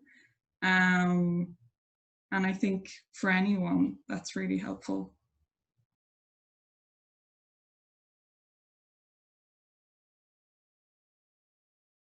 Hi, my name is Alan Doolan. I'm Director of Two Heads Design. We are a graphic design, web design and digital media company located here in the Southeast, and we're almost 15 years in business.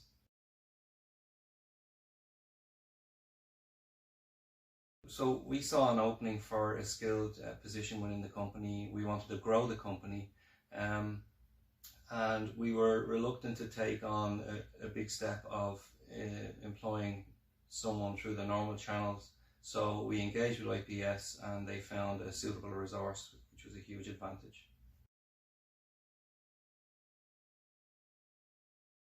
So there were many highlights along the way, one of which, however, was the fact that being a smaller company, we don't have a HR department, and things like paperwork and contracts can become cumbersome. The IPS team were able to help and support us all along the way.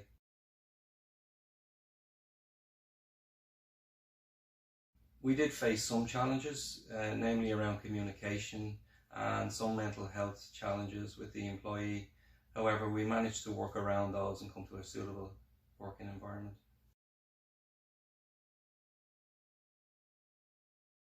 We made some reasonable accommodations where we became more flexible with regards to working hours, and a situation that was equally beneficial to both the employer and the employee.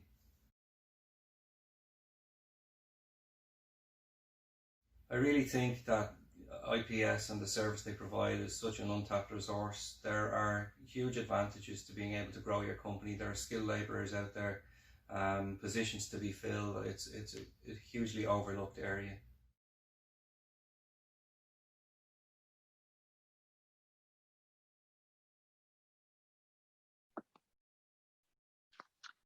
Thanks so much for that presentation on IPS, and there's lots of questions and that coming in on the chat. So I'd like to invite on screen now Sheila Kisane, Lucy McLaughlin, Marion Barry and Alison Martin.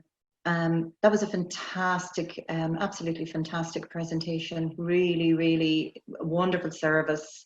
And questions that are coming in are, was it scary? Lucy, I would presume this is for yourself. Was it scary entering into IPS support? I think entering into the support itself wasn't scary for me, but what it represented definitely was, because with that was kind of the expectation that now I'm going to have to start, or I don't have to, but you know, it'll begin to integrate, say, recovery and support into work. And with that, I did share my mental health struggles with my manager when I first started in the job, which was very daunting.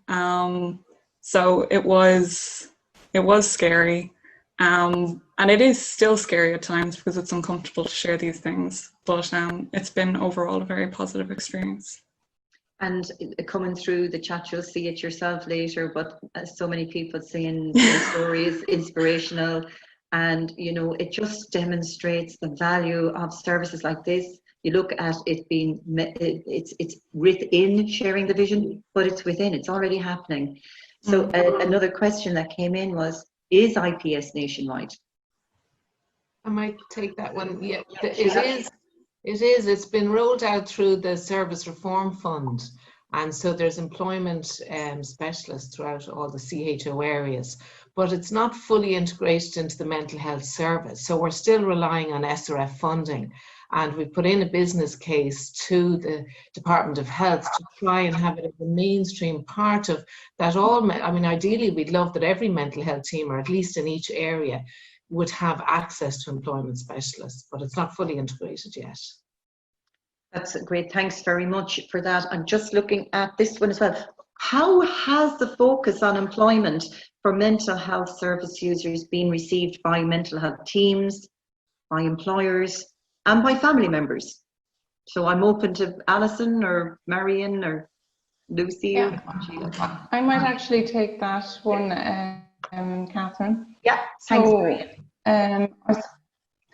I suppose because IPS it puts people at the centre of their recovery journey, there has been a mix of sort of excitement and concern from families and MDTs. With the multidisciplinary team, where they've been really welcoming, I find that they're already investing in recovery, and they're very supportive.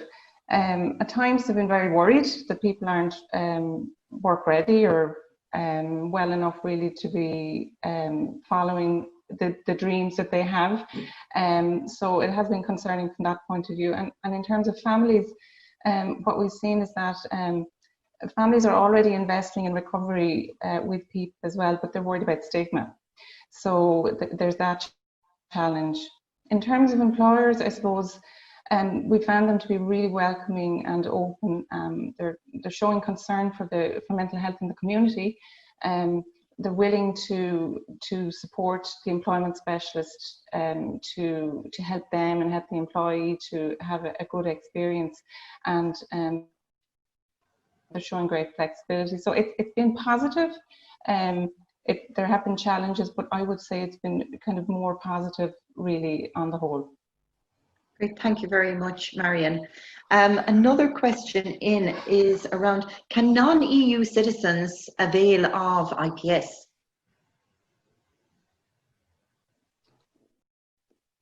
Sheila, Marion, Lucy? Will I take that one? Go ahead. Yeah, sure. Well, at the moment, anyone who is part of the community mental health service can ask to be referred or be referred to the employment specialist or IPS service. So that's where our referrals come from. So if there is somebody who is part of the service who is in that category, they can avail of the service. Great. There's another one in actually just similar to that one, and it's around people who are from the travelling community and who also have mental health difficulties. Have you been able to work and offer that service to them? Well, I'll take that, but just to reiterate what Marion was saying there, once somebody is connected with the mental health service, we offer a very inclusive service. So we welcome mental health service users from all backgrounds. None of my clients have been from the travelling community, but I'm not sure about Marion. Yes, I have a client on my caseload from the travelling community, and there is no difference. People identify their hopes and goals, and we work in the same way with everybody, in the way that they want to work. I have a question in here as well. Does Mental Health Ireland and the HSE embrace the IPS programme values and integrate it into their own employment strategies? So I know you can't answer from the Mental Health Ireland perspective, but from the HSE perspectives, maybe Sheila, would you like to take that one? Yeah, well, I suppose it's very much person-centred, so that's a key value, and it's a partnership approach. So it is about, it's open to anyone who says they want to work can access the service once it's in place. And it's also, I suppose, in line with sort of the new Sláinte Care principles, because we work in partnership with employers and I suppose the employment agencies and then the HSE. So they're those principles of community partnership, person-centeredness, and I suppose it's integration into the community. And I suppose from a Mental Health Ireland perspective, although we don't operate the IPS programme, we have currently, I think, up on maybe 55 to 60 people who have lived experience of mental health challenges employed through Mental Health Ireland, and then seconded back into roles in recovery education facilitators, family peer support workers, the new peer connectors and team leader, and I think we support the facilitation of IPS clients through Wexford as well as a support mechanism. So I'm looking at the time, and I'm actually seeing we're out of time. There's so many questions coming. But what we can do is we'll pull the questions out that we haven't answered. We'll send them along to ye if you don't mind as a team, and if you wouldn't mind answering them, and we'll upload them then to the Mental Health Ireland website. Thank you so much for the presentation, for the Q&A. It's after evoking lots of commentary and questions. So thanks very much. And if you don't mind going off screen, and I'll just introduce our last presentation. Thanks, Catherine. Thanks for having us. Bye. So we're on to our final presentation before we go to our live panel discussion. And this presentation is on sharing the vision. And it's about, and I've seen a lot of things coming in the chat this morning, and this is about let's keep it real. So the presentation was co-produced by Millie Ryan, Colin MacDonald, Michael Brennan, Gina Delaney, and Martin Rogan. The presentation will go up first, and then following we'll have a Q&A with the panel, and you could please feel free to put any questions you have in relation to it into the chat box. So I'll hand it over to you again, Sonia. Thanks, Catherine. In this next segment, we're going to look at the area of accountability and continuous improvement. And in line with the rest of this event, this has been developed in collaboration with the members of the Kilkenny Mental Health Forum as part of co-production. But I suppose with a new ambitious policy, and this is a really exciting time, but I suppose we need to be careful how we know this happens, and how do we know that there's accountability for its full delivery.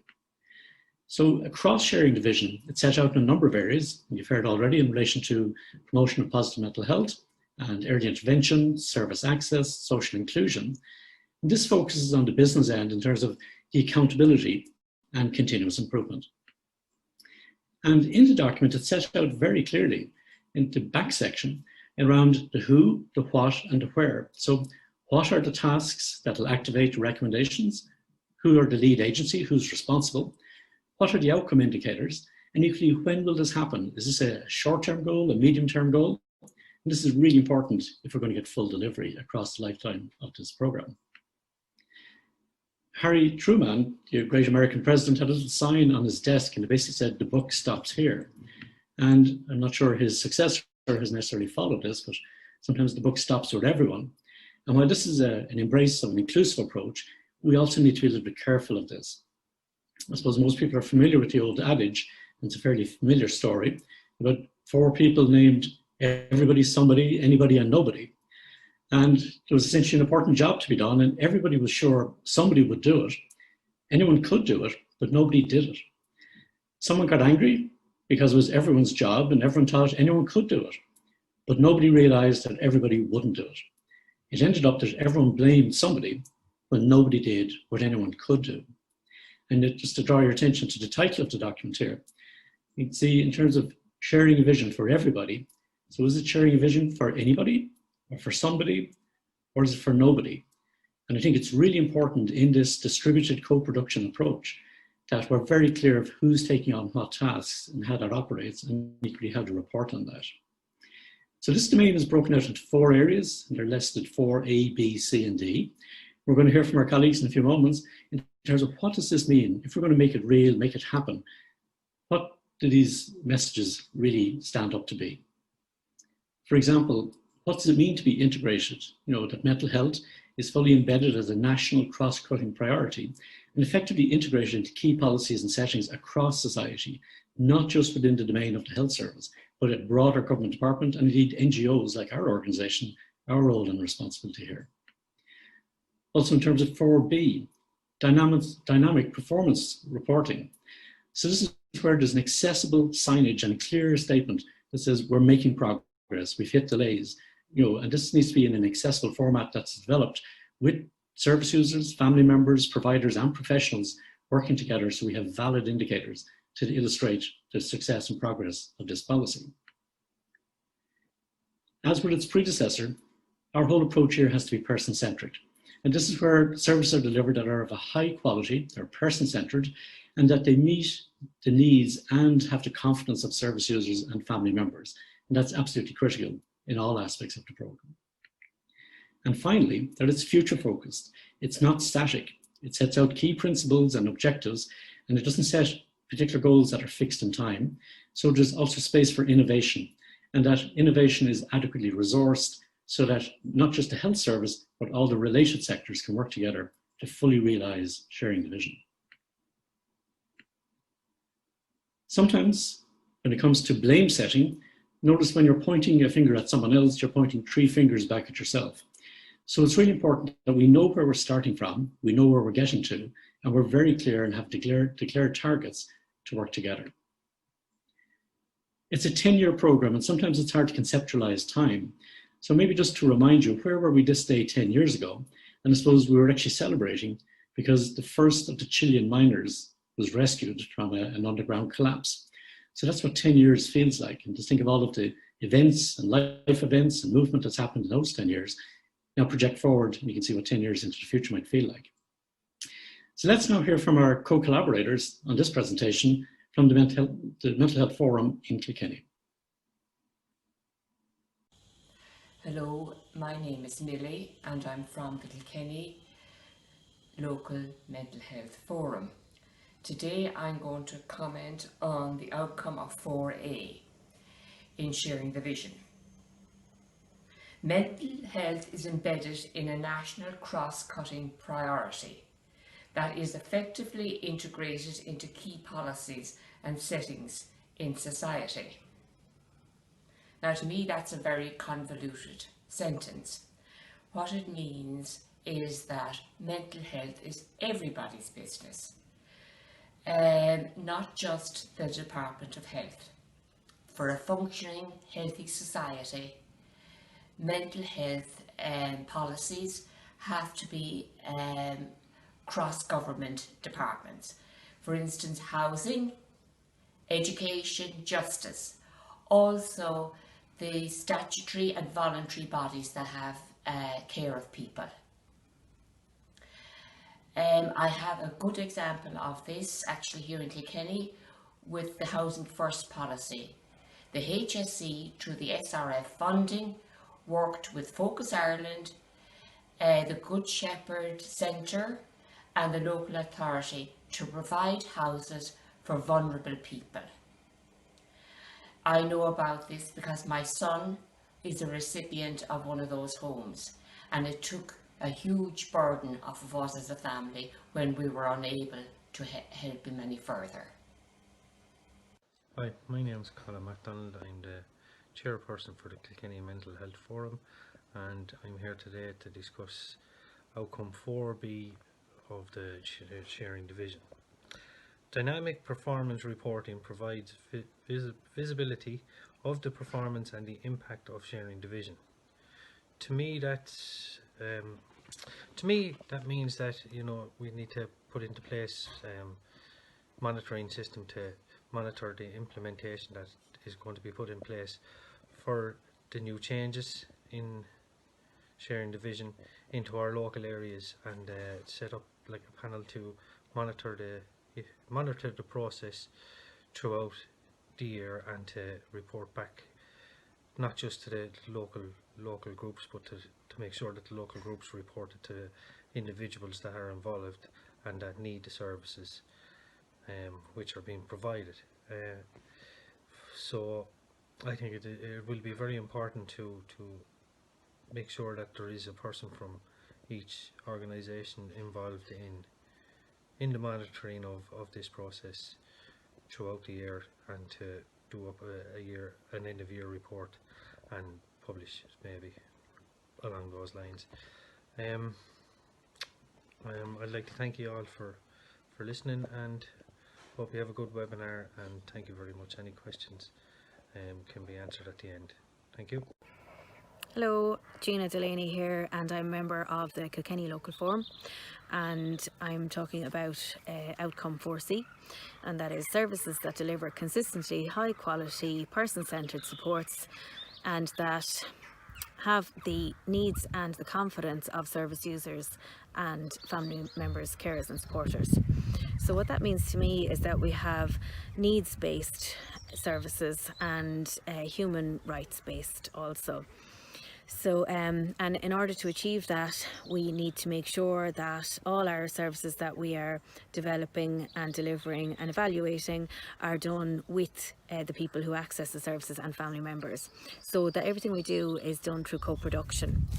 And examples of how this can be put into practice, if we think about the framework for recovery, and we have actions, for example, around family recovery, and what that means to me then as an individual and for my family is that we have services that, you know, are really meaningful, that will make an impact, such as family peer support, somebody that you can sit down with and talk to and share your worries and your concerns with, and that will have an understanding because they will have been through a similar situation, and they will be able to then point you in the direction of other supports and services that could help you, and that then will have a good impact on the rest of your family and will support family recovery. Hi, my name is Michael Brennan and I'm a member of the Kilkenny Mental Health Forum. I was asked to say a few words on Outcome 4D, which is that continuous improvement will be future focused and driven by adequately resourced innovation across the mental health system and related sectors. Now, the way I'd see that, if it was to be actually realised, would be that mental health forums like our own would be actively supported, promoted, and that dialogue between ourselves and similar forums would be encouraged and facilitated. It's only through dialogue and talking with one another across all of the sectors that these outcomes can be generated and that we share ideas. All the best to all in the forum and on the webinar. So we're very keen when it comes to sharing the vision that we keep it real. And we also want to know very clearly, and we're interested in your viewpoint, in terms of how will we know that we've achieved that? Thank you. Thanks very much for that presentation on sharing the vision and making it real. So I'd like to invite Millie Ryan, Colin McDonald, Michael Brennan, Gina Delaney and Martin Rogan onto the screen. You're all very welcome. Martin, you're gone blank for some reason, so are you coming in? There you go. So you're all really welcome for the panel discussion, and I have a couple of questions already in. So one is, and it's for the Kilkenny Forum, so how does a local forum such as the one in Kilkenny make the policy relevant to them? I don't mind taking that one. So I think it's really important that, because I suppose these structures were set up, like, you know, the forums, the mental health forums were set up, you know, by the mental health services and are supported then locally by, you know, real people who work in the services, who access the services and family members, and people then who work in the community services. It's really important that these groups are supported and are promoted and are utilised. And I suppose we are made up of people who know what it's like to access the services. We know what works well. We know what can work better, and we know what it's like to actually translate that, you know, into a change. We've seen it happening where we come together, we talk to each other, and we see how can this actually work better, and then we make the change, and it does work better. You know, so I suppose we have that experience behind us, and I suppose we would like to see that utilised, and that, I suppose, energy harnessed then into making sharing the vision part of what, I suppose, what we're doing. So I suppose to be part of any monitoring and implementation groups, it would really make sense for us to be part of those processes and make some input directly into that from our experiences. Yeah, because that would be a real sense of being visible in that and given the credibility to the policy itself. Millie or Colin or Michael, was there anything you would like to add to that? No. No, you're okay? Yep. Another question I have was, will there do we know whether there will be a local implementation and monitoring process established? You know, similar, I suppose, to Connecting for Life, the way you have the local area plans as well as the national plan. So is there any information anyone has? Yeah, on? I'll take that one. Yeah, Colin? Well, in Chapter 6, the implementation states the indication members, which has first lines experience, service users and advocacy organisations are to be involved in it. Like, so I suppose it's down to who's setting up the panels and that to make sure that goes ahead, like, as part of it. So I suppose later, you know, maybe there's someone else out there that could answer that a bit better than ourselves, like, you know, whoever's involved in creating the panels and that.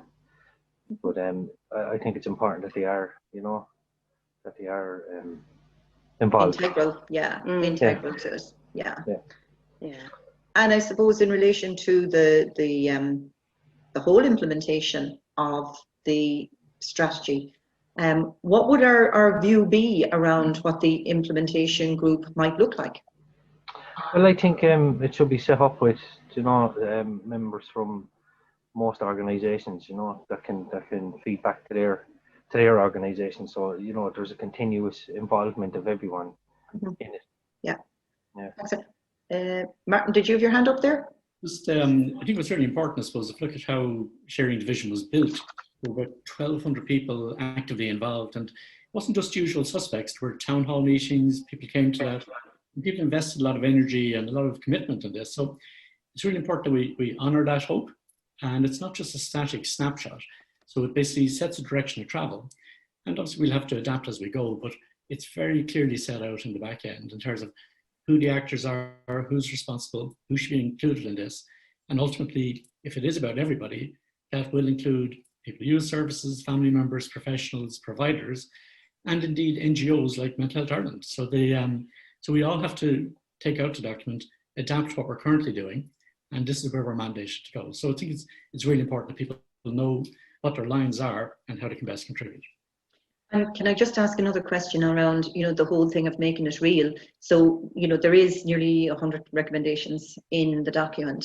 So how can we make it real from everyone's perspective, which is a really difficult thing to do, because we all think about sharing the vision. We look at what the bit that most jumps out at us, and we say, well, that's the bit that will make it real for me. So, but how do we actually take off that hat of me and think about the widest societal context, and how can we make it real so that everybody feels that they're owning this and that they're part of this and they're being considered? For example, like, I'm just looking, Virginia has sent in quite a long piece that she's pulled from things from Sharing the Vision, you know, the whole area of homeless, unemployment, you know, what we see. This is how it would be realised that we would have no homeless, that unemployment rates would be minuscule, that our prisons would be closing down because we have lack of prisoners, hardly any young people leaving school early, all children having good enough adults in their lives. So there's a lot in there, and it's all in the chat. But how would we all be able to contribute to make things like that happen? I think we're building a suite of really good indicators, not too complex, not way up in the cloud types things, but very pragmatic. So in terms of where are we today in relation to, say, for example, homeless people, can they easily access service? And particularly for community-based services, if you don't have a stable address, it can be difficult for mental health services to engage there. But working with other partners, be they NGO or Department of the Environment or local authorities, with a Housing First model, so you can basically set a target saying, where are we today? Where will we be in 12 months' time, in 2 years' time, etc. and making really tangible steps towards that. And it means linking with other partners to say, how would you know that this is real, that this is happening, and what are the proofs you'd require? And then being able to report on that. And I think the implementation group, the monitoring group, and we were talking to the Oireachtas the other day, I think in the political system, it looks like there'll be a mental health Oireachtas looking at this very closely. So, because we just heard the dogs in the street. We're all talking about it. My dog just heard that too.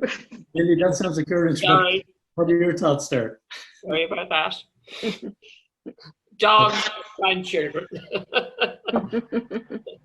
In my life.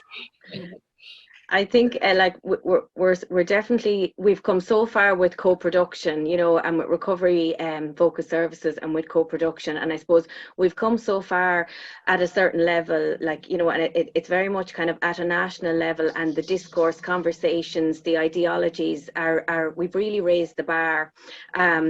But it does take longer to filter throughout the services, and at points it can get stuck.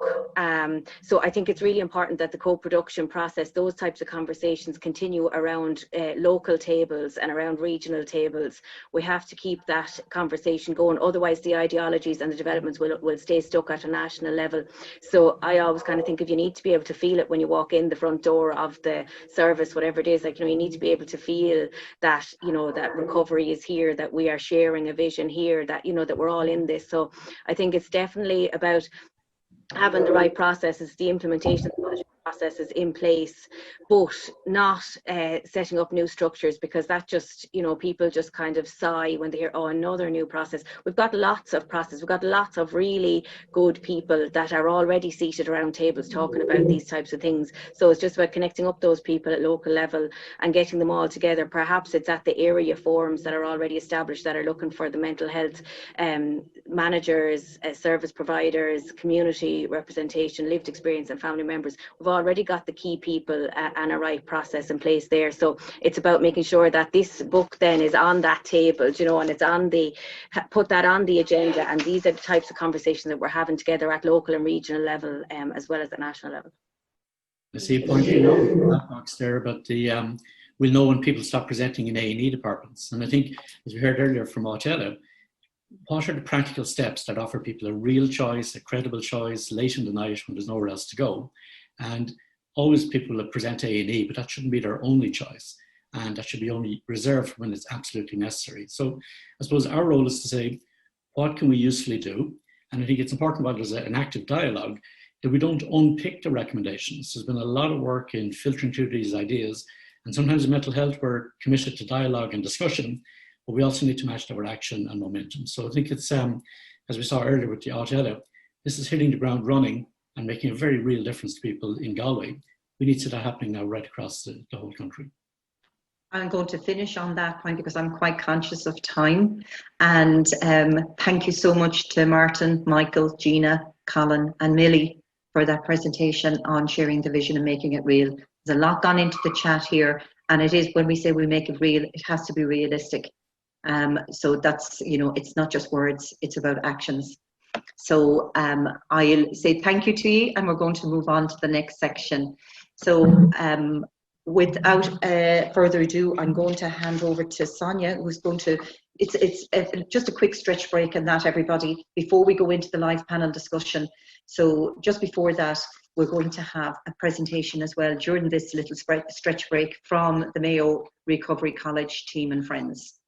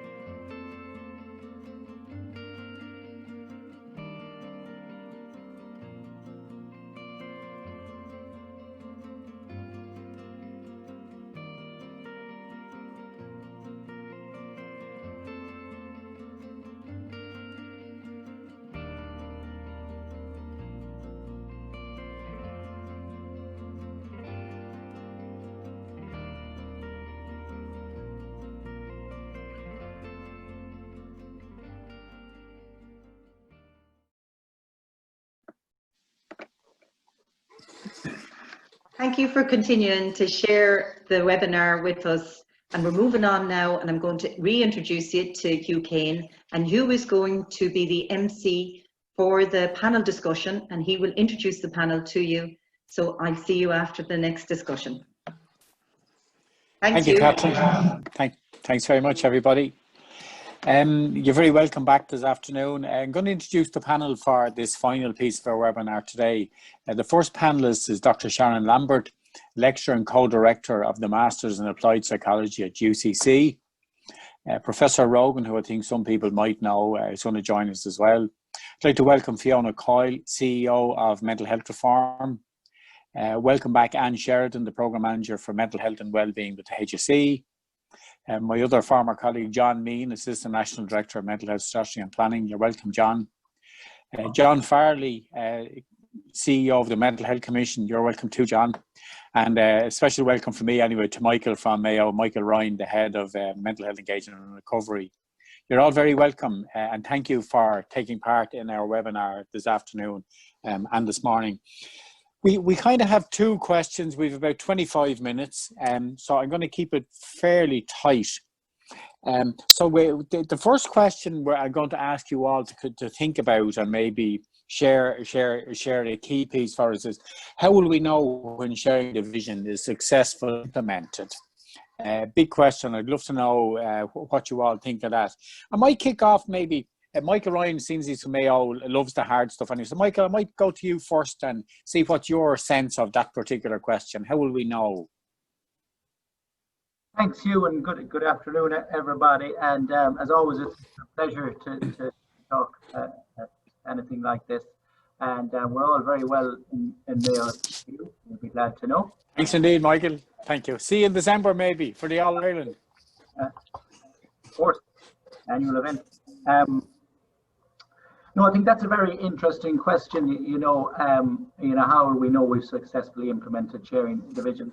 And I think there's one maybe very litmus test, that we can apply, and that is, are the people using our services, service users, family members, carers, are they having a different experience? Are they having a better experience of using our services?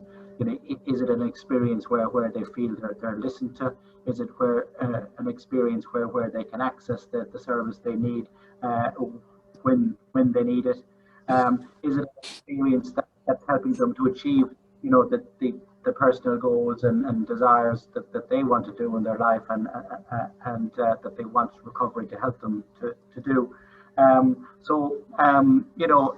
To go out and ask people using our services, whether it's successful or not, I think that will be one very good indicator. And when you're talking about experience of using services as well, we can't forget our staff and our professionals who are providing the services. What kind of experience are they having? Do they feel that they are using the skills and the talents of their profession or their training to full capacity? And is it meaningful for them? So I think there are just two ways, Hugh, that identify. That's great. Yeah, thank you for that. I'll move on. Maybe Dr. Sharon Lambert. Sharon, would you like to come in and give me what you think might be your view of how we will know this policy is implemented?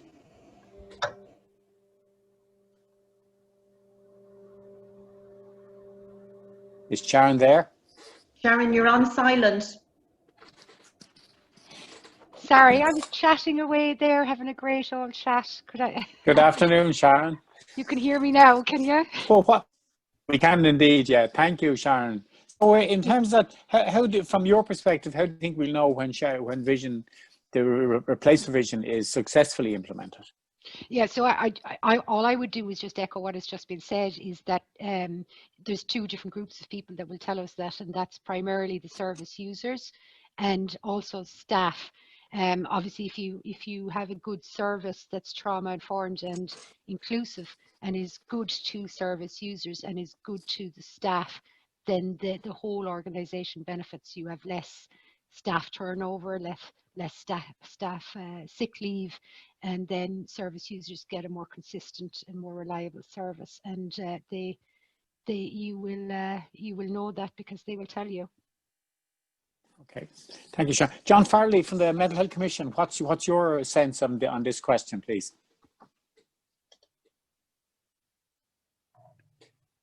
Can John hear me? Move on to John Meehan then. John, are you there just while John Farley's getting himself sorted out? Yeah, welcome from glorious Donegal. Hiya, John. And I think, you know, the All Ireland, we need to watch the. Don't rule out the county that I'm sitting in at the minute here. But you won't be allowed down, John.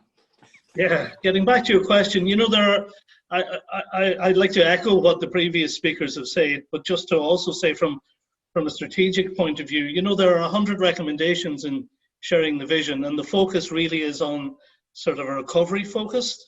So as part of the strategy document, a national implementation and monitoring committee will oversee the implementation of the policy. And the committee will be mandated to drive the reconfiguration and monitor progress against outcomes. So there'll have to be a multi-annual implementation plan established, and also to ensure the ongoing operation and implementation of the recommendations. It's proposed that the HSE will establish a structure to assist the National Implementation Committee. So Catherine said earlier in one of her presentations, or I think in one of her dialogue, it's really much reflected on how we monitor our strategy for suicide prevention, Connecting for Life. That you have certain goals, because it's we won't get everything done in the first number of years. We have to take priorities, have a plan, have a monitoring position in place, and the HSE structure then feeding into that. But it's crucial, and I think one of your colleagues mentioned is, you know, the implementation of this is just not a HSE responsibility. There are other government departments involved. There's the NGO sector, service user and advocates. So I do believe that the Minister will be announcing pretty soon the overview of the National Implementation Committee and those who will be involved in that. And the chair will be an independent chair. Yeah, thanks very much, John. Can I move on? Fiona Coyle from Mental Health Reform, another Donegal lady. What's your sense on this one, Fiona, please? Yeah, well, I think Sam's going to the hills again this year on. Please, go ahead. There's too many Donegal people on this call here, I think. But yeah, I would echo, you know, I think my points have been echoed by John and by Michael and Sharon, but maybe just to add another point that has come up over the course of this morning's discussion is that, you know, this policy will not create change in a vacuum. You know, it needs much more than, you know, the buy-in from the Department of Health, the HSE. It needs a cross-governmental approach. And reflecting on the title, you know, sharing the vision, we need to be aware as well that, you know, maybe not everyone, not that they don't agree with the vision, but it may not be a priority for everyone. And I think to make this, you know, document create meaningful change for people, we need to ensure that it's understood across governmental departments as well. You know, it's something I think we will know if the vision has been shared, if the recommendations have been implemented, but that means that everyone needs to take ownership, and we need to be aware that, you know, there's so many conflicting priorities out there. So how do we ensure that everyone we need to be on board come on board in the implementation of this plan? Yeah. Thanks indeed, Fiona. John Farley, are you on now, please, John? I thought I saw John's photograph hopping up there on the screen. No? Well, John's working that through. Maybe I might go ask Martin Rogan for a short on this particular question. Martin, do you want to come in, please? I think what's really important, I suppose, is that the sharing the vision is different than its predecessor. It's about outcomes. And I suppose sometimes people get stuck in a mental health service. So not only an outcome, but that you come out, that you actually take up a place again in your community. So whether that's in college or family or community or employment, so that people actually travel through and make space. And it means that if people can't leave the service, it means other people can't avail of the service. So it's important that it's a dynamic process and that people get Absolutely sufficient supports at every stage, but don't get encapsulated or entombed in the service. I suppose the other piece for me would be that, as we've heard here this morning, there are islands of excellence. So we've heard from IPS, we've heard about community cafes, we've heard about mental health forums, right across the country, from Mayo, even Donegal, from Kilkenny, from Wexford, from Galway. So really good ideas. So we need to get away from islands of excellence to an island of excellence, so that absolutely, programs are available right across the country. So when these happen in a community near you, we know sharing division has happened. Yeah, thank you, Martin. And Sheridan, do you want to come in and any further comments or new comments, please? Yeah, thank you. I'll complete the Donegal trio here this morning. So yeah, look, I mean, I agree with everything that oh, my video's gone off, sorry. I agree with everything really that's been said so far. For me, one of the telling things will be that mental health literacy has improved, and that there are more people who feel that they know how to support their mental health and feel that the structures are there to actually empower them and enable them around that. I agree completely that the voice of people who are using the service, it needs to be one of the biggest indicators of how this is actually working, and that we really need to listen there very carefully. I think that if I would love to think that when, if people were saying that if you look at the core values that are underpinning sharing the vision, respect, compassion, equity and hope, like if they were used as kind of key indicators of people's experience of the mental health service and people were reporting really positively around that, to me that would be a really, really good sign of things that implementation had happened. I completely agree with you said, Martin, that there are pockets of brilliant things happening across the system. But that creates an inequity in itself. So let's level that out and make sure that no matter where you are in the country, that you have access, because it must be incredibly frustrating for people who don't have access to some of the brilliant things that they're hearing about. And finally, various of you have mentioned the idea of the workforce within mental health. Like, to me, I think that very simply, I think I would love to think at the end of this that that the workforce in providing the mental health service love their job. Because I think if people are going into work every day feeling really that they love what they're doing, then that's going to be a win-win for everybody. And the other question that we were thinking about was, what does a mental health system that encapsulates the principles of recovery, trauma-informed, human rights, and valuing and learning look like? Maybe we start in UCC with Dr. Sharon. Sharon, what's your sense on this one, please? Unlike my last answer now, which was short and sweet, this one will be slightly longer because I have a lot I want to say about this. So the research that we've done here has been in relation to a lot of marginalised groups, people who are experiencing homelessness, people who use drugs, and people from the travelling community and marginalised young people. So what they have told us in relation to accessing health services, which includes mental health services, we've done a number of studies on that, is some of the words that we talk about, like kindness, compassion and non-judgmental, it's not their experiences. So a trauma-informed organisation understands that people present with challenging behaviour. They understand that trauma impacts on people's behaviour and can make them look aggressive. But when people who are traumatised are presenting to services, they're feeling stigmatized.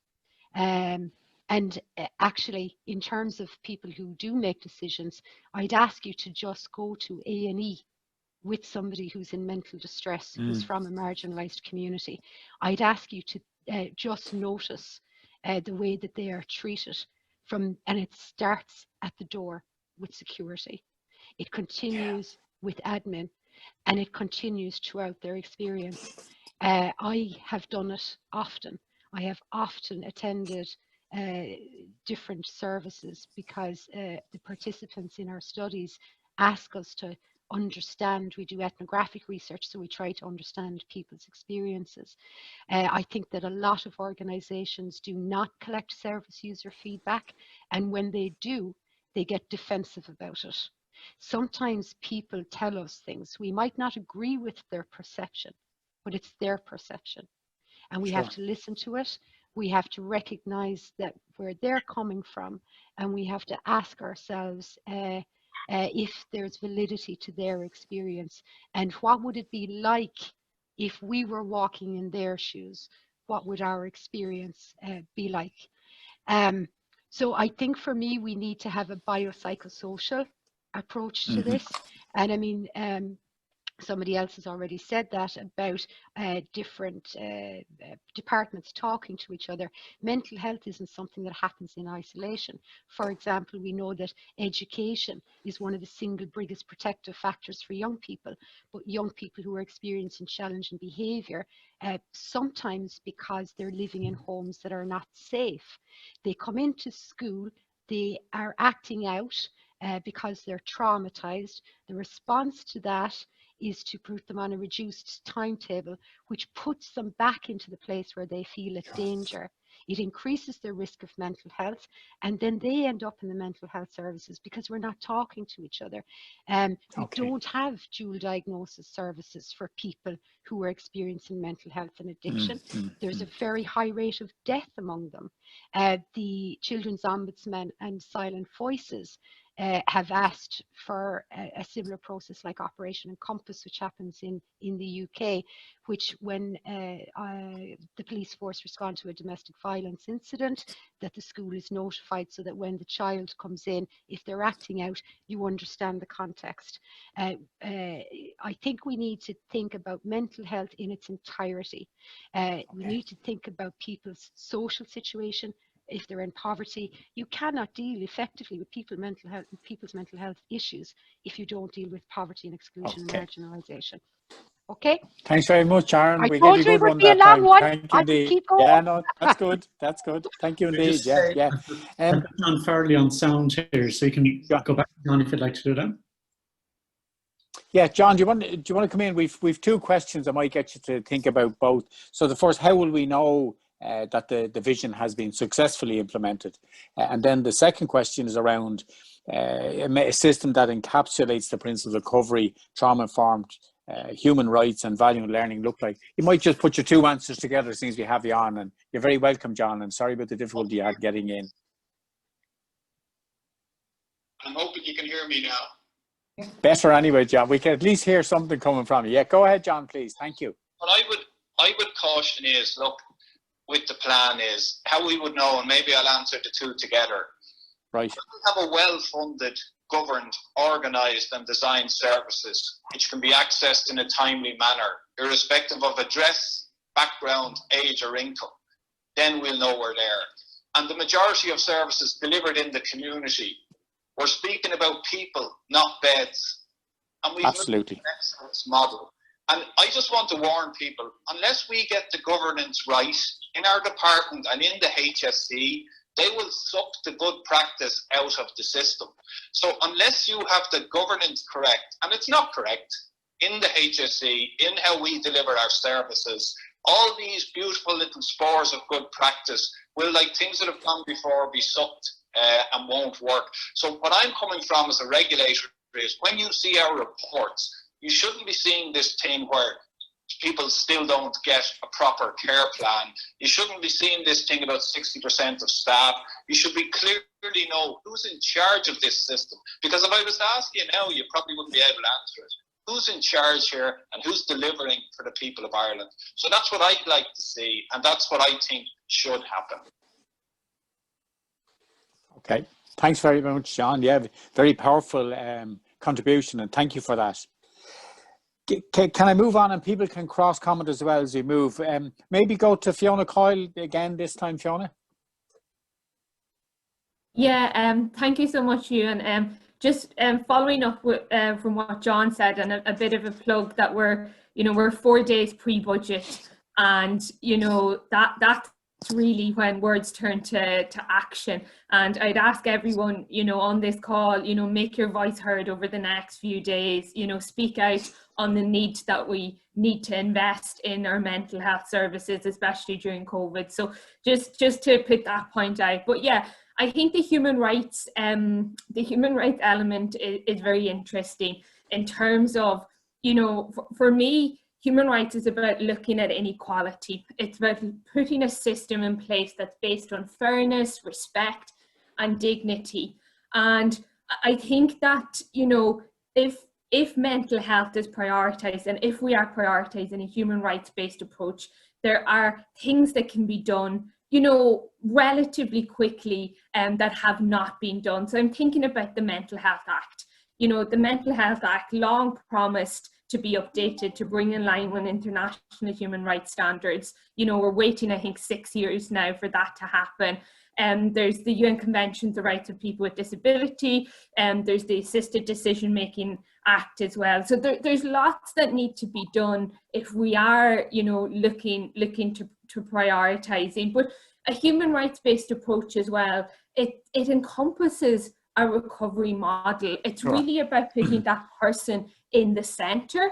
And, you know, for that to happen, people need to understand, like, you know, there's such a lack of understanding out there about what actually we mean by rights. You know, what do we mean by, you know, and Sharon said it so eloquently, you know, there are people in our society that are either directly being discriminated against or indirectly, you know, subconsciously through the systems that we have set up, or through our own, you know, unsubconscious biases that we all have, that we all need to address and, you know, head on. So I think that human rights-based approach is just so important, and that encompasses in that recovery ethos, that the person is at the center, that the person's dignity, their choice is at the center of all the services that we put in place. So I think, you know, it's about drilling down and having that understanding, particularly at governance and management level, on, you know, what really are we talking about when we're talking about rights. It's not just ticking a box and saying, oh, there was a plan in place. It's about putting that person in the center, and that person feels, you know, that they have the choice and they are dignified in this service to take control of whatever their future is. Thank you very much, Fiona. Can I move on? Michael Ryan, do you want to make a comment on this one, please, Michael?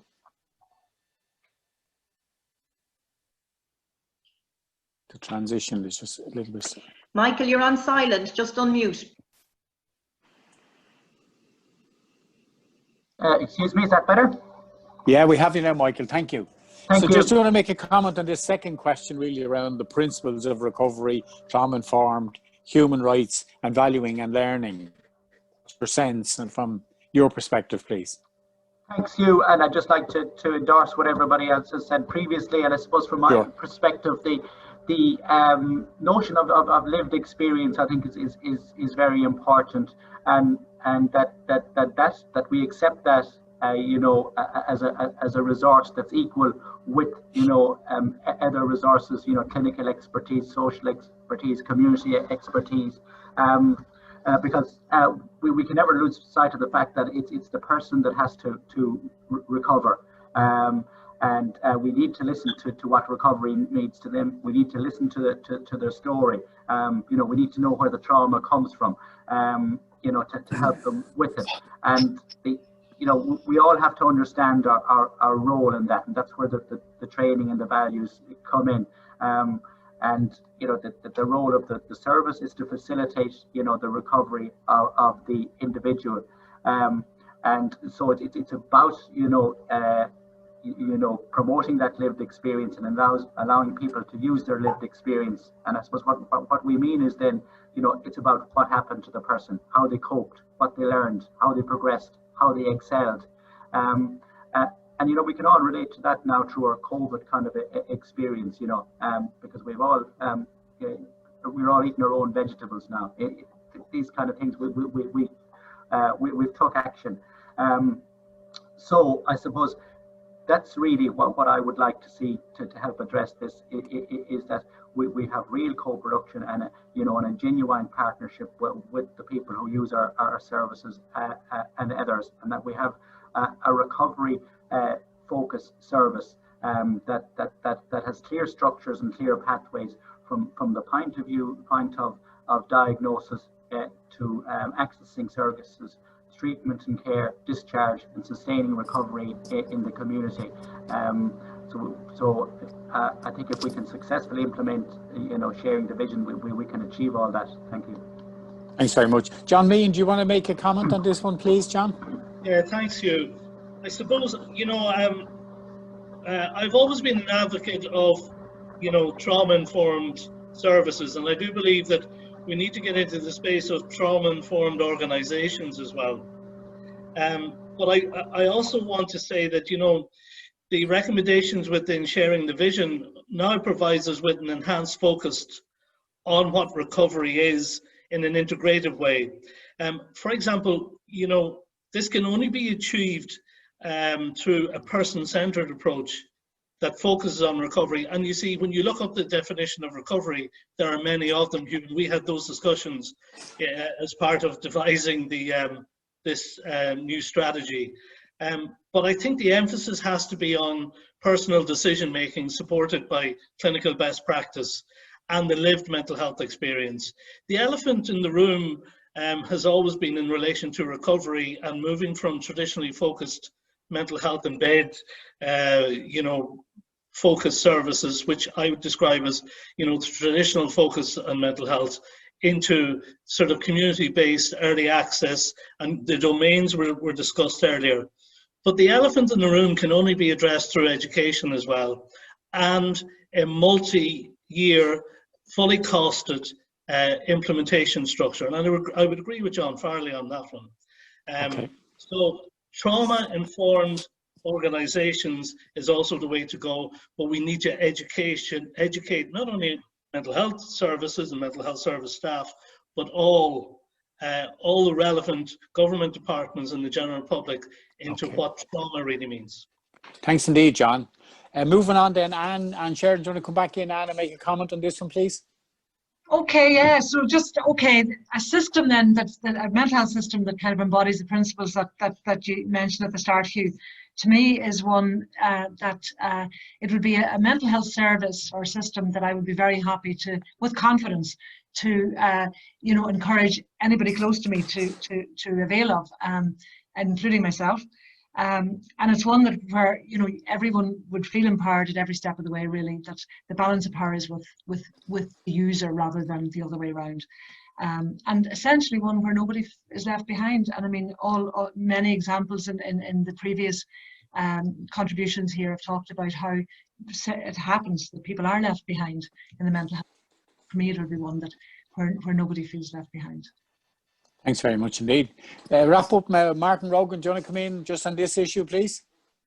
I think you would say, I'm going to combine, I suppose, human rights and recovery. I suppose we need to set an expectation of recovery. In the public mind, people think that recovery is an exceptional phenomenon, it happens to only a small group of people. We need to understand this is the most common outcome, and have that expectation and demand that of services, and services can engage with that. And I think the whole area of trauma, instead of asking people, what's wrong with you, it's what happened to you. A lot of people are hurting. A lot of people have experienced disadvantage and disequity. And I think, as Fiona's mentioned earlier, we can't create a utopian mental health service in a society unless it's equal and if there's fair play. So I think that has to be built on that platform as well. And I think one of the other areas I think John has touched on as well is around values and learning. I suppose we have learned a hell of a lot in the last decade, and we've an obligation to share that insight, knowledge, understanding with people across the country and indeed internationally. So we're seeing this at Mental Health Europe. People are looking to Ireland in terms of how are you doing recovery, where are you going next, and can we be part of that? But I think as John Coyle said there as well, if we're looking at, sometimes we hear a lot of language about values in terms of value for money. I think we also need to have money for values. And on Tuesday next is budget day, and we'll know whether there's actually a firm governmental and cross-government commitment to sharing the vision. And even if that doesn't happen on Tuesday, I don't think anyone on this webinar should lose heart. We need to hold this, we need to work together, we need to bring all these perspectives together, and that's how sharing the vision will happen. Yeah. Okay, look, I've been through the panel on the two questions. I suppose just a final comment, I suppose, from myself, and I mentioned it earlier in the setting the scene. And John asked this question about the governance right and who's in charge. I think on this particular one, I would be urging a really strong leadership role on the political front. There is cross-party support. And why not have a subcommittee on mental health with a very clear, function around ensuring the delivery and the implementation of the policy. And so if the top of the governance tree is right and focused and holding people to account, it should, make the other pieces actually happen. This is really, really urgent work. It's urgent for us all. It's urgent for our families and our communities. And we just don't have the time. And that's why I think let's hold the accountability at a political level and start the governance tree there. Yeah. Okay, I'm going to hand back, I think, to Catherine. I want to thank the panelists for for coming on and their contribution. Thank John Farley for his patience and eventually getting through and the contribution that you all have made. So look, thanks very much. I'm going to hand you back to Catherine for the wrap up. Thank you indeed. Thanks, Hugh, and thanks to all the members of the panel. One of the questions we're going to ask you in the evaluation form is, this is the first webinar that we're doing on sharing the vision. Mental Health Ireland want to ask you, is there specific areas you would like us to consider doing future webinars on? And if so, can you put them into the evaluation or stick them into the chat box there now? I think we didn't have enough time in this discussion. I'm looking at a lot of questions coming in, and I would really ask the panel if we can send them on to you. We'd be grateful if you could video yourself in responding to them so we can upload them onto the webpage for the webinar. If you don't mind, John, Michael and Sharon, could you go off camera there for a minute? Thanks very much. So I can just go through the end. What I heard a lot there. I think if you look, today has been powerful from the start to the finish. It started with the power of the narrative around what this sharing the vision means. It moved through the day, giving practical examples of how this is already in practice. But as we all know, we're not in a utopian country. We have disparate ways from one CHO to the next. We don't want to see that. We want to work in the next 10 years to make sure that everyone has absolute equal access to services. Sharon mentioned it, Hugh mentioned it, John, Martin, Fiona, Anne, and Sharon and Michael. You all had that same thread going through. Some of the key things I was picking out was human rights underpins everything. And in human rights, there is a human being. So I think if we keep humanity at the center of what we do, because person-centered is bandied around, but I don't know, what does that mean? Humanity is what's important. And if we do that, underpinning that will be that we'll encompass recovery. We will include and see the real influence and impact that trauma has on people's lives. And then the valuing of everybody and their contribution, and also the learning that we get from each other, not just one side or the other, but together. And if we think of what has happened, what we've seen here this morning has all been done in co-production.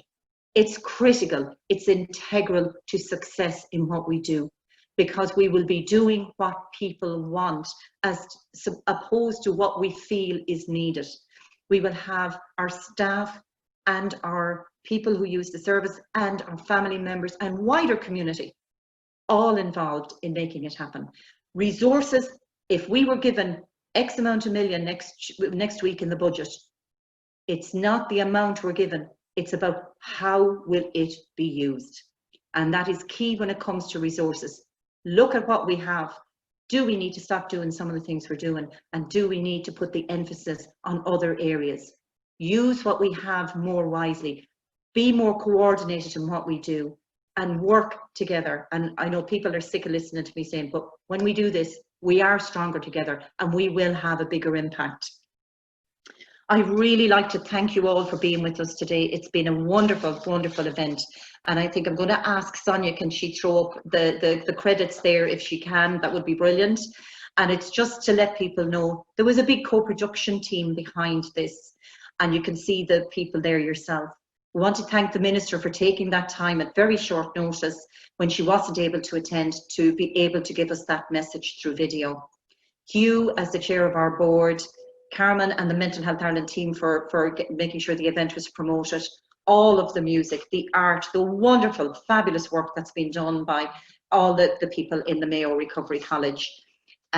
the social media, our graphics, Sonia and Carmen, and the technical support. And really and truly, guys, none of this happens without the backing of our genie, who is Sonia, in ensuring that we have magic taking place in the background. She sews all those pieces together. She ensures the continuity of the webinar and that it flows seamlessly across our virtual reality. We really hope you enjoyed today's event. Have a wonderful and safe, please, everybody do what we can to make sure that COVID does not take over our lives, and that just becomes a little bit that we have to live alongside in our lives. And have a wonderful World Mental Health Day tomorrow. We have a final piece from the Mayo Recovery College friends and students and team, which is around sharing the vision. Thank you. Have a lovely day. Roll it there, Colette.